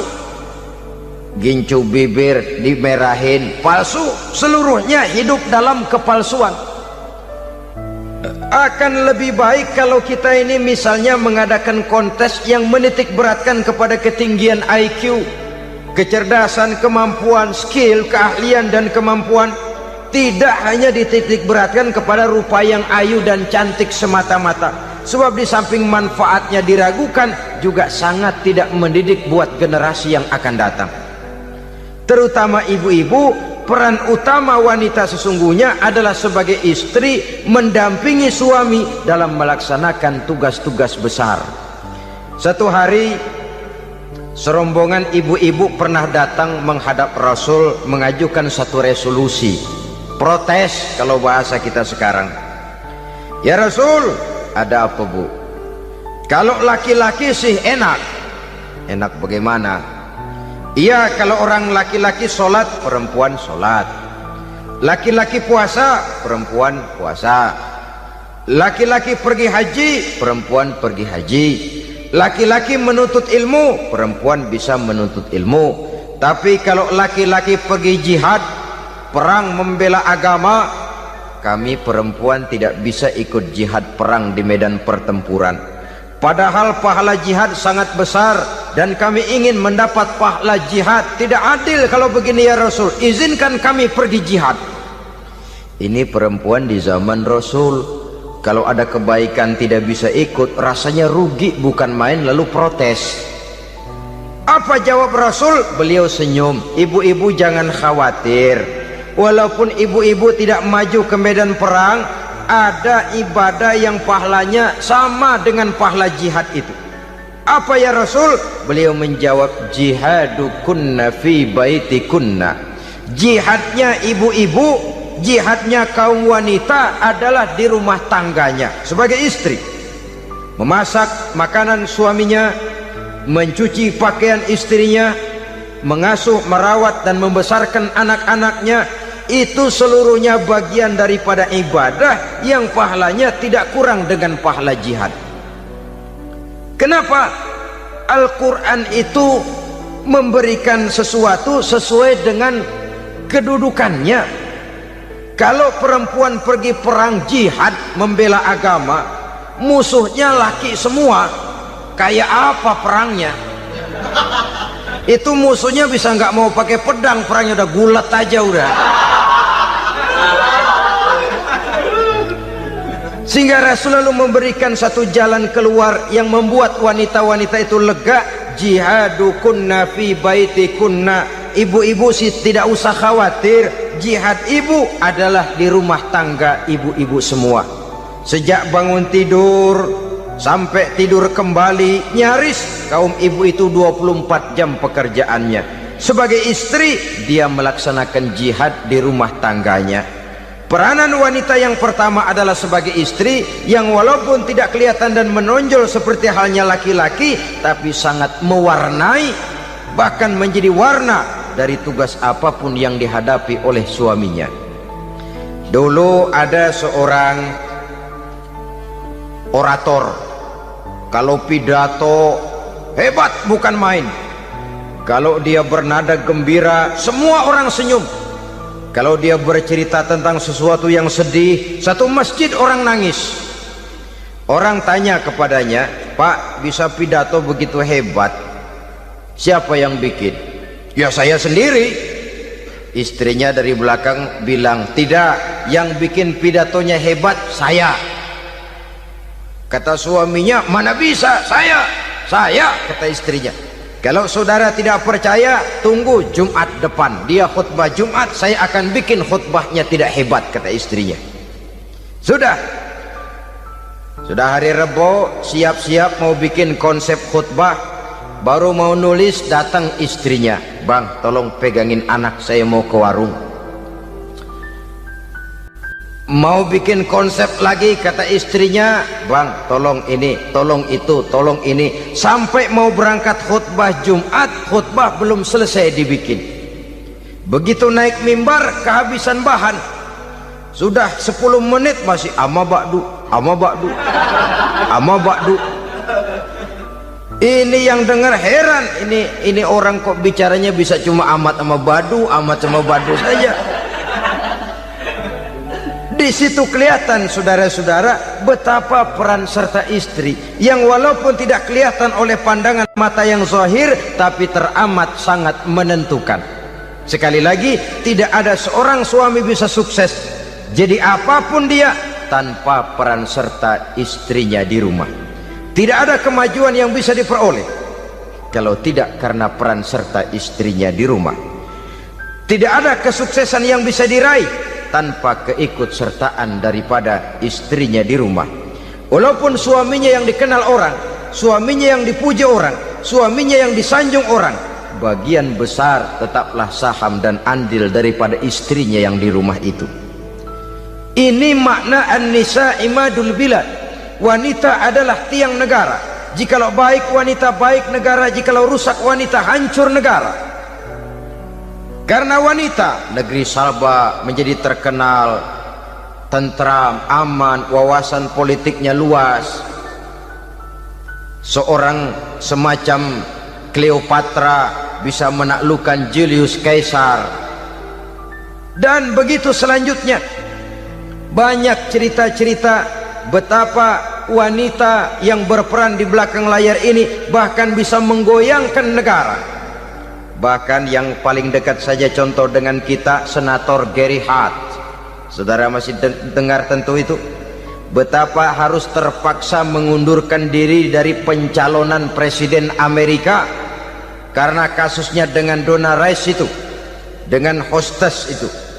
Betapa di sini seorang perempuan atau seorang wanita sanggup membongkar seseorang yang punya masa depan ceria untuk menuju kursi kepresidenan dari suatu negara adidaya seperti Amerika, bisa gagal berantakan karena skandalnya itu. Apa penyebabnya? Wanita. Tapi wanita juga bisa menyebabkan menjadi cambuk majunya laki-laki. Wanita juga bisa menghancurkan dan mengubur laki-laki. Saudara hadirin yang saya muliakan, ia memang kelihatannya makhluk yang lemah, tapi di balik kelemahannya itu sesungguhnya dia bisa menelan laki-laki yang bagaimanapun besarnya. Saudara-saudara kaum muslimin rahimakumullah, terutama ibu-ibu yang saya hormati, jadi peranan yang pertama wanita sebagai seorang istri. Yang kedua, wanita sebagai ibu. Ini juga sangat besar pengaruhnya dalam membentuk generasi masa yang akan datang. Bapak oleh karena kesibukan tugasnya tentu lebih banyak di luar rumah. Yang nyaris 24 jam di rumah itu ibu. Bagaimana dia merawat anaknya, bagaimana dia menaruh perhatian terhadap anaknya, bagaimana ia melimpahkan kasih sayang kepada anak-anaknya, akan membentuk kepribadian anak dan artinya membentuk generasi yang akan datang. Kalau seorang ibu sudah cuek-cuek saja kepada anaknya, padahal Quran mengatakan al-jannatu tahta aqdamil ummahat, surga di bawah telapak kaki ibu. Hadis ini bisa kita artikan macam-macam. Pertama, anak tidak akan mendapat kebahagiaan tanpa ridho daripada ibunya. Kedua, ibu adalah wanita agung yang harus ditaati. Ketiga, neraka atau surga anak bergantung kepada ibu, bagaimana dia mewarnai anak. Kalau ibunya cuek-cuek saja sama anaknya, dan sering jadi contoh klasik, kalau anak ayamnya beduk maghrib belum pulang, satu RT dicariin, hansip diundang, kalau perlu dan ramil dilaporin. Tapi kalau anak gadisnya jam 12 tengah malam belum pulang, ibu tenang saja Pak. Tidak tergerak dan tidak tertarik hatinya. Ya tentu tidak semua. Kalau sudah begitu, bukankah hakikatnya ibu sudah menciptakan neraka buat anaknya sendiri? Khalil Gibran dalam satu tamsil yang indah pernah mengatakan, kalau kita diberikan sebutir mutiara, sebutir intan, dan intan itu sebutirnya sebesar telur ayam, benda yang sangat langka dan berharga, tentu kita sayang intan atau mutiara itu. Kita jaga baik-baik, kita simpan dalam kotak, kotaknya kita kunci, kotak itu kita simpan di dalam lemari, lemarinya kita kunci lagi, lemarinya ada di dalam kamar, kamarnya pakai pintu, pintunya kita kunci lagi, kamar itu ada dalam rumah, rumahnya pakai pintu dikunci lagi, kemudian rumahnya pakai pintu gerbang besar, gerbangnya juga digembok lagi. Untuk menjaga intan itu jangan sampai hilang, begitu usaha kita berlapis-lapis. Dan intan itu sudah diberikan kepada kita, kata Khalil Gibran. Apa dia? Anak-anak yang diamanahkan Allah kepada kita. Itu intan-intan mahal, itu mutiara-mutiara pilihan yang dititipkan dan diamanahkan untuk kita jaga sebaik-baiknya. Haruskah dia sia-sia di tangan kita? Haruskah dia merana jatuh di tangan ibu yang tidak punya tanggung jawab? Saudara hadirin yang saya muliakan, oleh karenanya peranan sebagai ibu ini sangat menentukan bagi pembentukan generasi yang akan datang. Salah ibu mengarahkan anak, akan lahir generasi mendatang yang tidak kita harapkan. Sehingga Nabi bersabda, kullu mauludin yuladu 'alal fitrah fa abawaihi yuhawwidanihi aw yunassiranihi aw yumajjisanihi. Setiap bayi dilahirkan dalam keadaan suci, setiap bayi dilahirkan dalam keadaan bersih, tidak punya dosa. Islam tidak mengenal dosa warisan. Semua saja bayi lahir dalam keadaan suci dan bersih. Kalau demikian lalu bagaimana? Kata Nabi, ibu bapaknya lah yang kelak akan menjadikan anak itu sebagai Yahudi, yang kelak menjadikan itu anak itu sebagai Nasrani, atau menjadikan anak itu sebagai Majusi. Ibu bapaknya yang mewarnai anak. Ibaratnya anak itu kertas putih, mau ditulis tinta hijau warnanya hijau, mau ditulis tinta merah warnanya merah, mau ditulis tinta hitam pun warnanya hitam. Oleh karena itu pembentukan anak yang soleh secara mental sesungguhnya sudah diwarnai oleh kebiasaan ibu bapak dalam pergaulan di rumah tangganya secara mental.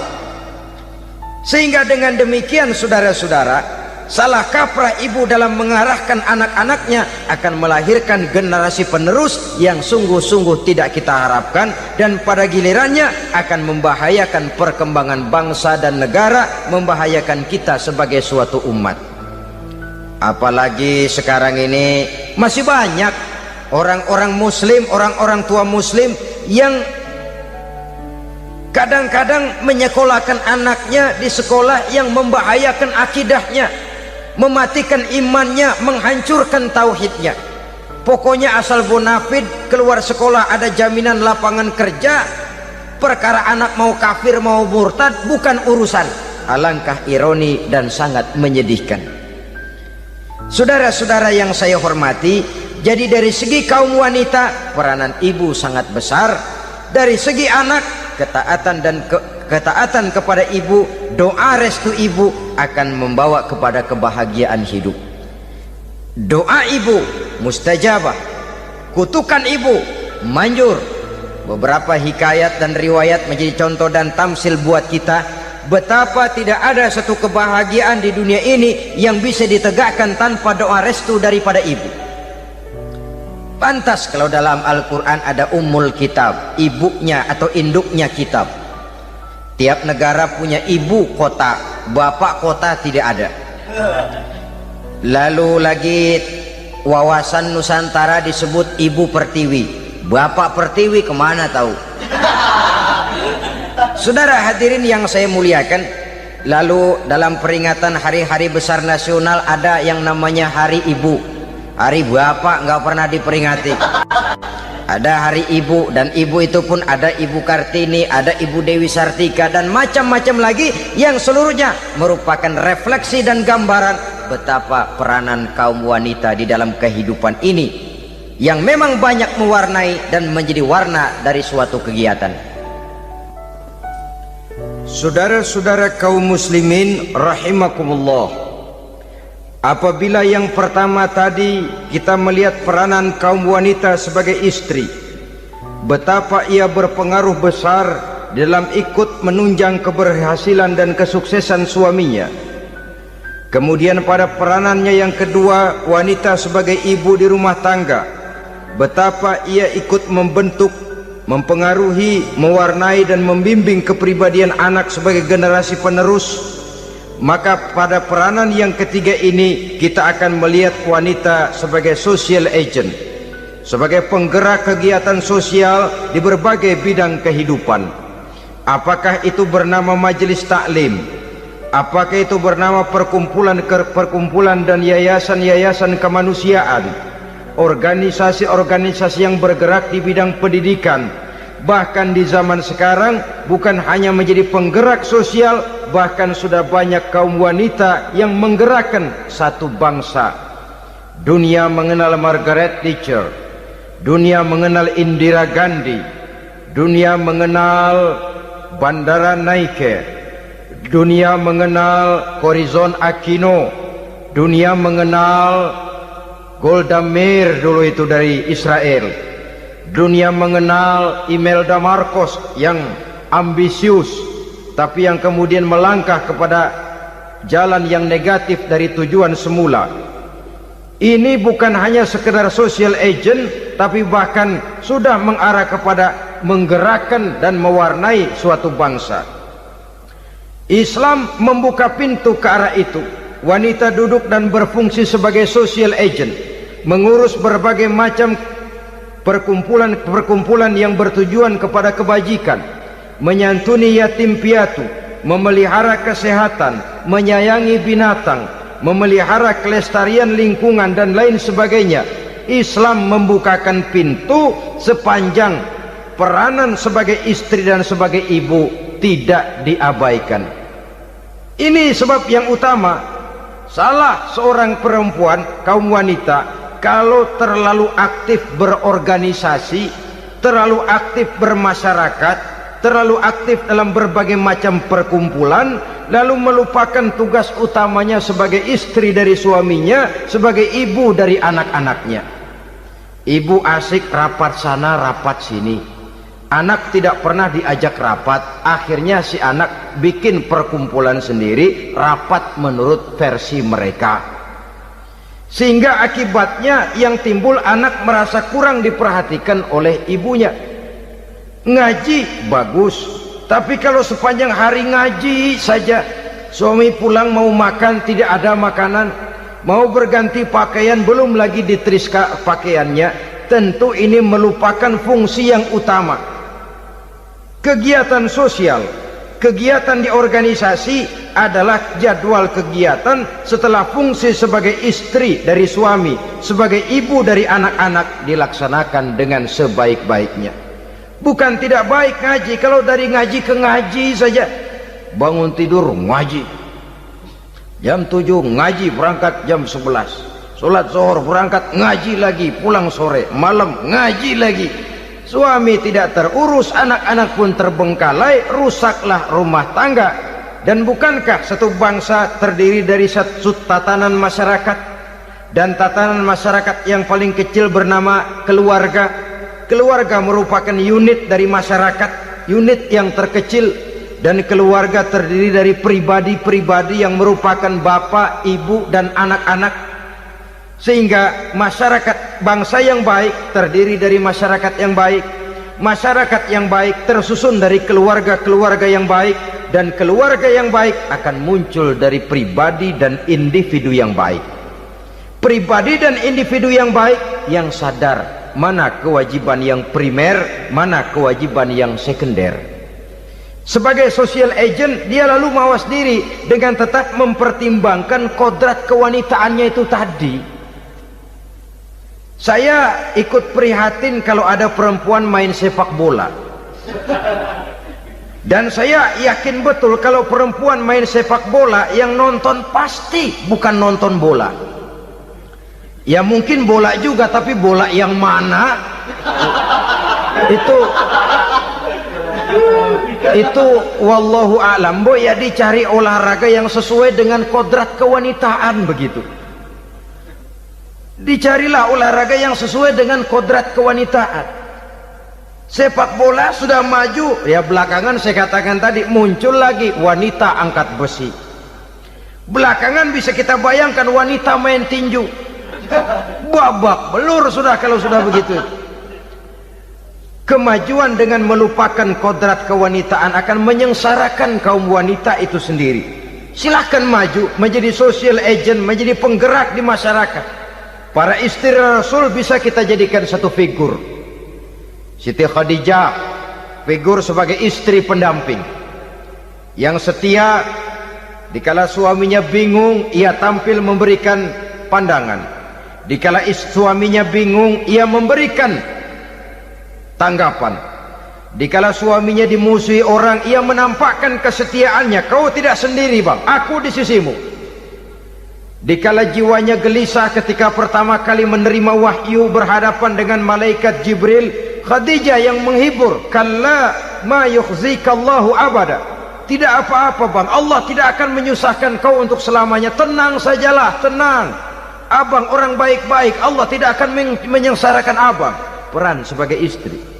Dan Rasul mantap, sehingga bertahun setelah Khadijah wafat selalu terkenang dan dikenang oleh Rasul. Pernah satu saat beliau itu seperti orang melamun.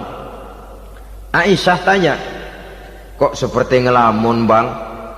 Iya, kata Rasul, saya seperti mendengar suara terompahnya Khadijah di surga. Padahal Khadijah sudah lama wafat. Aisyah mendengar itu rada sedikit manyun. Kata Aisyah, bang cukup sekali ini saja, jangan sebut-sebut lagi nama itu ya. Cemburu rupanya. Ya soal cemburu sih nggak bini Nabi, nggak bini kita, namanya cemburu. Perempuan mesti ada. Apa jawab Rasul? Ya Humairah, Aisyah, haruskah saya melupakan seseorang yang dikala orang lain memusuhi saya, dia mati-matian membela saya.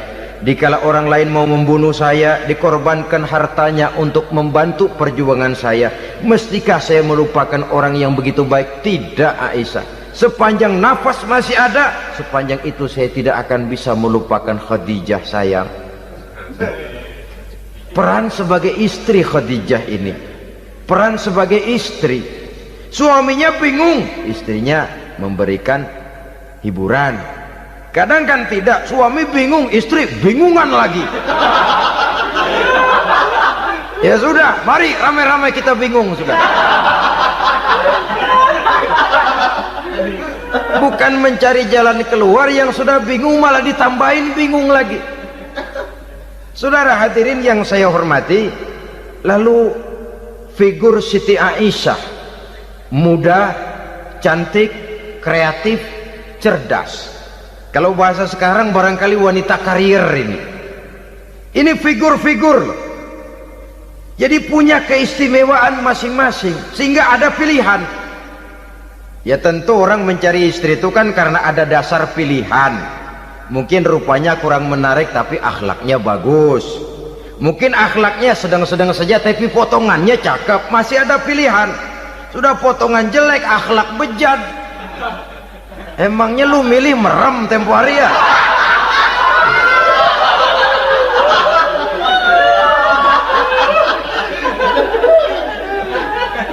Sudah nggak ada pilihan apa-apa. Lalu ada istri yang punya keistimewaan karena sifatnya yang sabar, ada yang wataknya itu pemurah, ada yang sifatnya itu belas kasih. Pendeknya, dari istri-istri Rasul kita bisa menemukan figur-figur wanita teladan. Sehingga keliru kalau kaum orientalis barat mengatakan Rasulullah itu katanya sesungguhnya adalah seorang seks mania, istrinya banyak. Oh ini memang bajingan ini orientalis ini. Kalau Rasulullah itu seorang seks mania, tentu yang dinikahinya itu pertama jelas gadis semua, yang kedua tentu cantik-cantik semua. Dari istri-istri beliau yang dikawininya dalam keadaan gadis cuma Siti Aisyah, selebihnya janda. Apa pertimbangannya? Menyantuni yatim-yatimnya,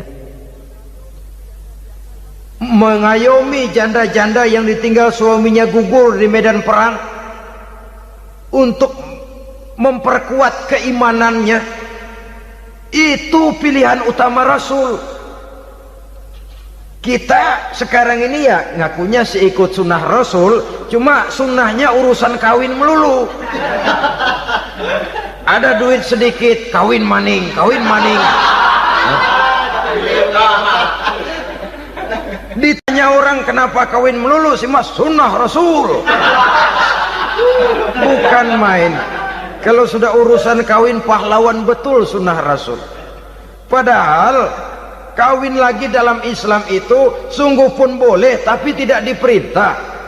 Tidak diperintah, memang cuma boleh. Itu kalau dalam pesawat itu cuma semacam emergency exit loh ya, yang tidak boleh sembarang waktu bisa dibuka.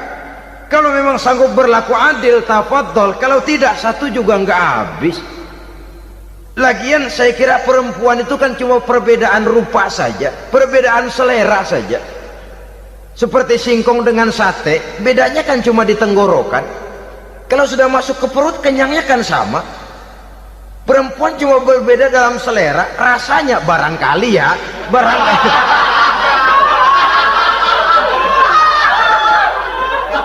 Barangkali tidak jauh beda. Saudara hadirin, nah Islam ini mengatur lewat pintu yang dinamakan nikah itu tadi, sehingga dengan demikian bisa dinikmati secara tenang, tentram. Tidak usah manusia ya, kucing saja. Coba lihat kucing. Kalau ikan dia boleh nyolong, kucing itu boleh curi, makannya nggak tenang kucing. Coba lihat ini. Asal dia nyolong ikan, makannya juga mindik-mindik, matanya nengok kiri nengok kanan, ada sedikit gerusak kabur. Secara nalurinya kucing tahu kalau ini ikan curian, makannya nggak tenang dia. Tapi kalau ikan kita kasih, kucing anteng, geledek juga nyamber, manteng aja dia. Nalurinya mengatakan ini ikan dikasih sama yang punya, tenang dia. Saudara hadirin yang saya hormati, orang juga gitu. Kalau hubungan suami istrinya sudah sah, diikat dengan akad nikah, tenang, anteng, nggak gerasak gerusuk, nggak kayak diubur-ubur maling, anteng aja. Dan yang ngintip juga gua cuek aja udah, biarin aja dia ngintip, capek sendirilah.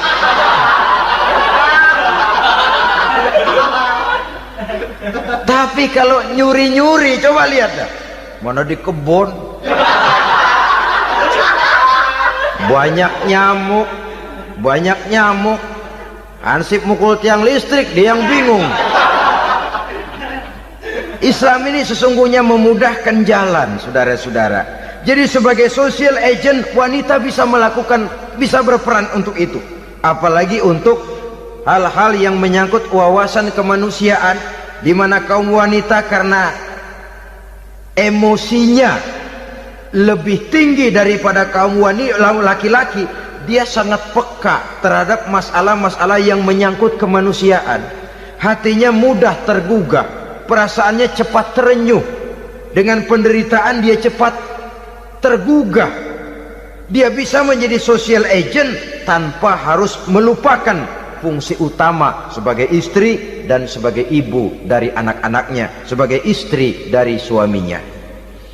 Saudara hadirin yang saya muliakan, dahulu Al-Quran pernah menceritakan betapa istri-istri pembesar di istana mewah di zaman Nabi Yusuf, kalau istilah sekarang nyonya-nyonya jet set, nyonya-nyonya VIP, betapa mereka mau memporak-porandakan keimanan seorang pemuda seperti halnya Nabi Yusuf alaihi salam. Dan Nabi Yusuf kemudian ternyata tidak mau jadi gigolo yang kerjanya hanya menyenangkan wanita-wanita jet set kelas VIP ini tadi. Sesungguhnya ini cuma satu simbol yang kejadiannya bisa saja terjadi pada zaman modern dalam versi dan kondisi yang berbeda.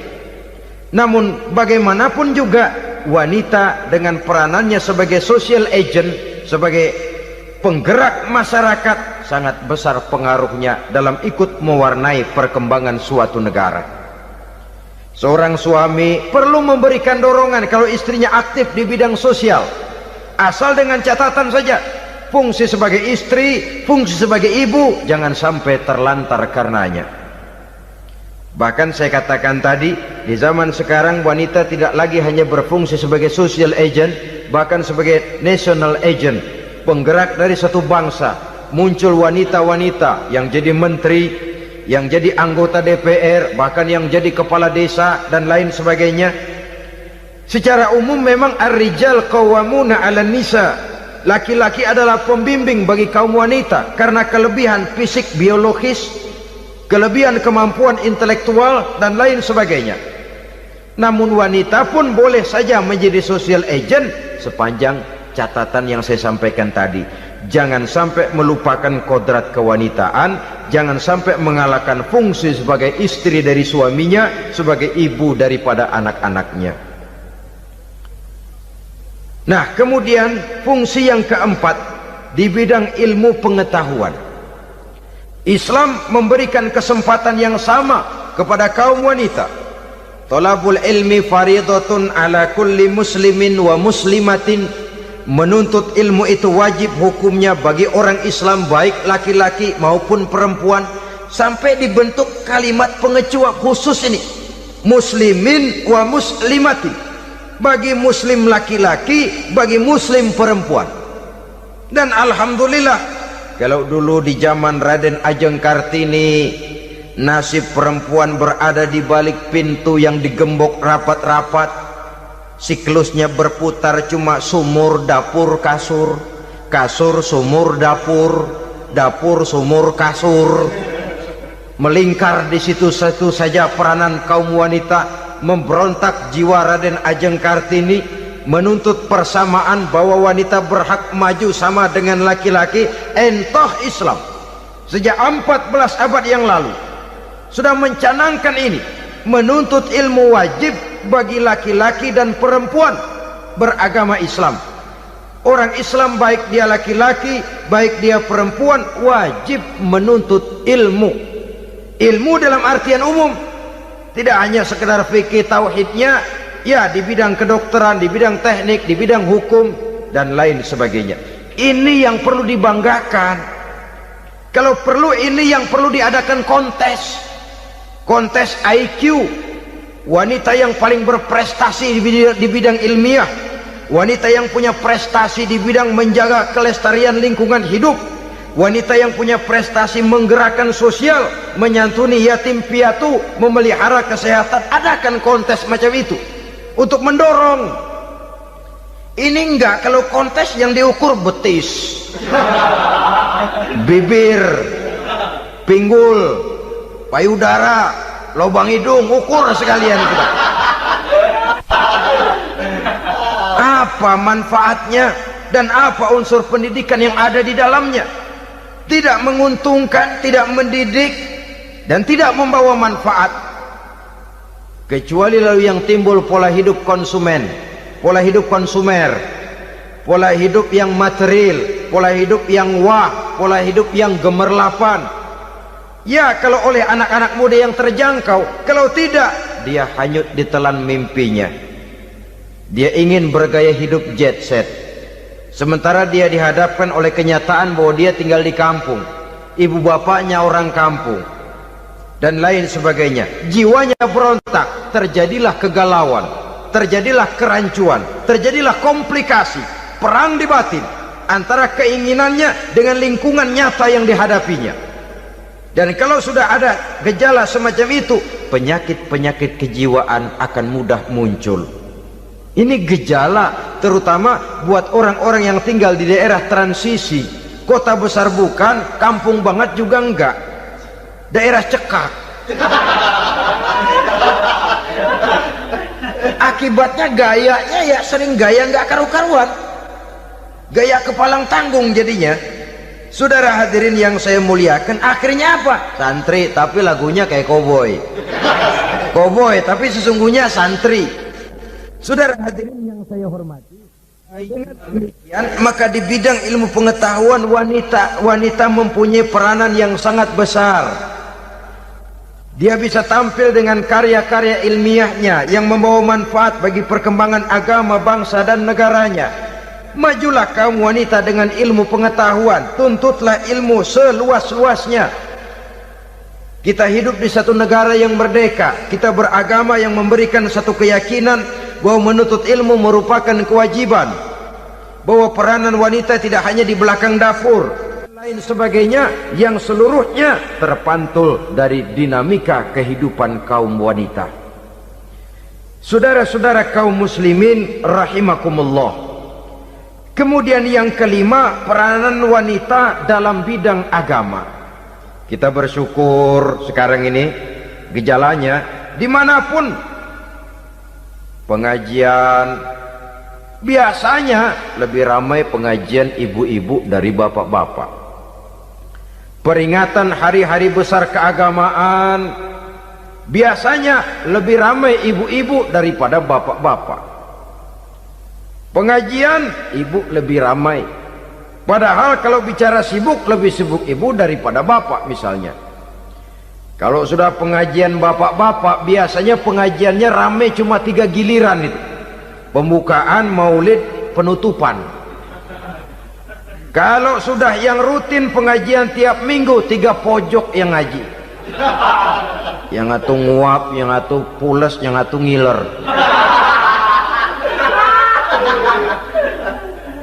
Saudara hadirin yang saya muliakan, ada badan kontak majelis taklim yang merupakan wadah daripada kegiatan ibu-ibu.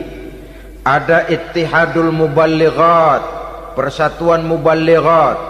Ada persatuan para asatiza, dan macam-macam lagi peranan ibu-ibu di dalam kehidupan beragama. Tapi sesungguhnya harus dimulai dari bagaimana si ibu mewariskan jiwa agama kepada anak-anaknya di rumah tangganya. Kalau itu gagal, dia mau melangkah ke masyarakat, dia sudah gagal sejak awal sesungguhnya. Keberhasilannya dia menata masyarakat akan mengakibatkan dia nanti bernasib seperti Nabi Nuh, berhasil mengajak beberapa orang kafir mengikuti ajarannya, tapi gagal mengislamkan putranya sendiri Kan'an. Bukan tidak berusaha, tapi memang Allah sudah menghendakinya sedemikian untuk menjadi contoh buat kita semua. Yang penting orang tua berusaha dan berikhtiar. Kalau sudah berusaha dan berikhtiar, anak ternyata memang sulit diurus, barangkali memang fotokopinya Kan'an tuh anak. Ya orang tua kalau sudah berusaha, ya tawakallah. Jangan belum berusaha lalu berkata, jangan anak kita, anak Nabi aja ada yang bengal. Ngajar tidak mau, mengajar anak tidak mau, mendidik anak tidak mau, lalu mencontoh Nabi, salah kaprah namanya. Kaum wanita bisa berperan di dalam agama. Ketika Rasul hijrah, itu kan beliau tidak langsung ke Madinah. Dari Mekah itu beliau mengambil jalan arah ke kiri menuju Gua Sur. Ini dalam strategi militer punya makna sendiri. Jenderal yang ulung, ahli strategi militer ini. Di Gua Sur sana beliau tinggal 2 hari 3 malam. Siapa yang membawa makanan ke Gua Sur? Siapa yang menjadi kurir untuk mengintai kegiatan-kegiatan Quraisy setelah Nabi berangkat hijrah? Asma, putri Abu Bakar Siddiq radhiyallahu anhu. Jadi kurir, jadi spion, membawa makanan untuk Rasul dan ayahnya di Gua Sur. Ini peranan wanita. Di tengah bahaya, di tengah keadaan posisi terjepit, Rasul di dalam gua, diamatinya keadaan Quraisy, dilaporkannya kepada Rasul. Jasa seorang wanita bernama Asma, putri dari Abu Bakar Siddiq radhiyallahu anhu.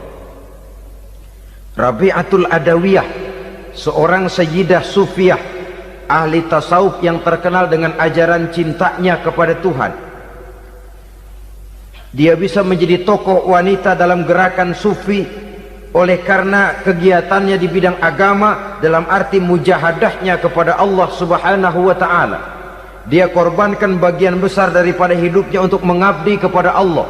Setelah suaminya meninggal, seumur hidup dia tidak pernah nikah lagi. Bukan tidak cantik, cantik. Bukan tidak ada yang mau, banyak yang meminang. Bahkan diantaranya termasuk Sufyan Tsauri, seorang tokoh juga, pernah mencoba meminang beliau. Kata Sufyan, Rabi'ah, bagaimana? Kamu kan janda? Iya. Lalu, saya kan duda. Jadi bagaimana? Daripada kita masing-masing sendiri-sendiri kan lebih baik kita join. Maksud kamu apa? Saya mau meminang kamu. Boleh? Tapi mas kawinnya saya minta engkau jawab 4 pertanyaan saya. Kalau bisa, diri saya seutuhnya saya berikan kepada kamu. Kalau tidak, tidak usah saja. In ajabtani fi 4 masail fa ana laka. Kalau engkau sanggup menjawab 4 pertanyaan saya, seluruh diri saya bulat-bulat saya serahkan kepada kamu. Yang pertama, Sufyan, semua orang kan bakalan mati. Iya.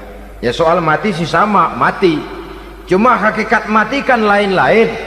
Ada yang matinya itu husnul khatimah, mati baik di akhirnya. Lagi ngaji, mati. Lagi baca Quran, mati. Lagi sholat, mati. Lagi dengar ceramah, mati. Lagi sodakoh, mati. Itu mati-mati yang su'ul khatimah. Ada yang mati itu mati yang husnul khatimah, maksud saya. Ada mati itu yang disebut su'ul khatimah, jelek di penghujungnya. Lagi nyekek botol, mampus. Lagi banting kartu, plak plak, habis. lagi makan riba mati, lagi zina mati, lagi nipu mati. Kira-kira kalau saya nanti mati su'ul khatimah apa husnul khatimah? Loh, saya nggak tahu, kamu mati saja belum. Tidak bisa kamu jawab, tidak bisa. Yang kedua, setelah mati kita masuk ke alam kubur. Di kubur kita akan dapat nikmat kubur atau azab kubur. Hari itu kira-kira saya dapat nikmat apa dapat azab? Saya tidak tahu. Di padang mahsyar setelah ditimbang kita dapat kitab di tangan kanan kalau baik, di tangan kiri atau dari belakang kalau jahat. Hari itu saya dapat kitab di tangan kiri apa tangan kanan? Saya nggak tahu. Yang keempat, orang akan lewat di atas sirat. Yang selamat sampai surga, yang celaka sampai ke neraka. Kira-kira saya yang selamat apa yang celaka? Wah, kata Sofyan, gua nggak tahu, udah butak dalam pengen itu deh. Kalau kau tidak tahu Sofyan, tidak bisa jawab 4 pertanyaan ini, maaf saja, lamaranmu saya tolak dan saya tidak akan nikah. Ini yang saya khawatir. Maka dia terkenal sebagai Sayyidah Sufiyah, tokoh wanita dalam dunia sufi.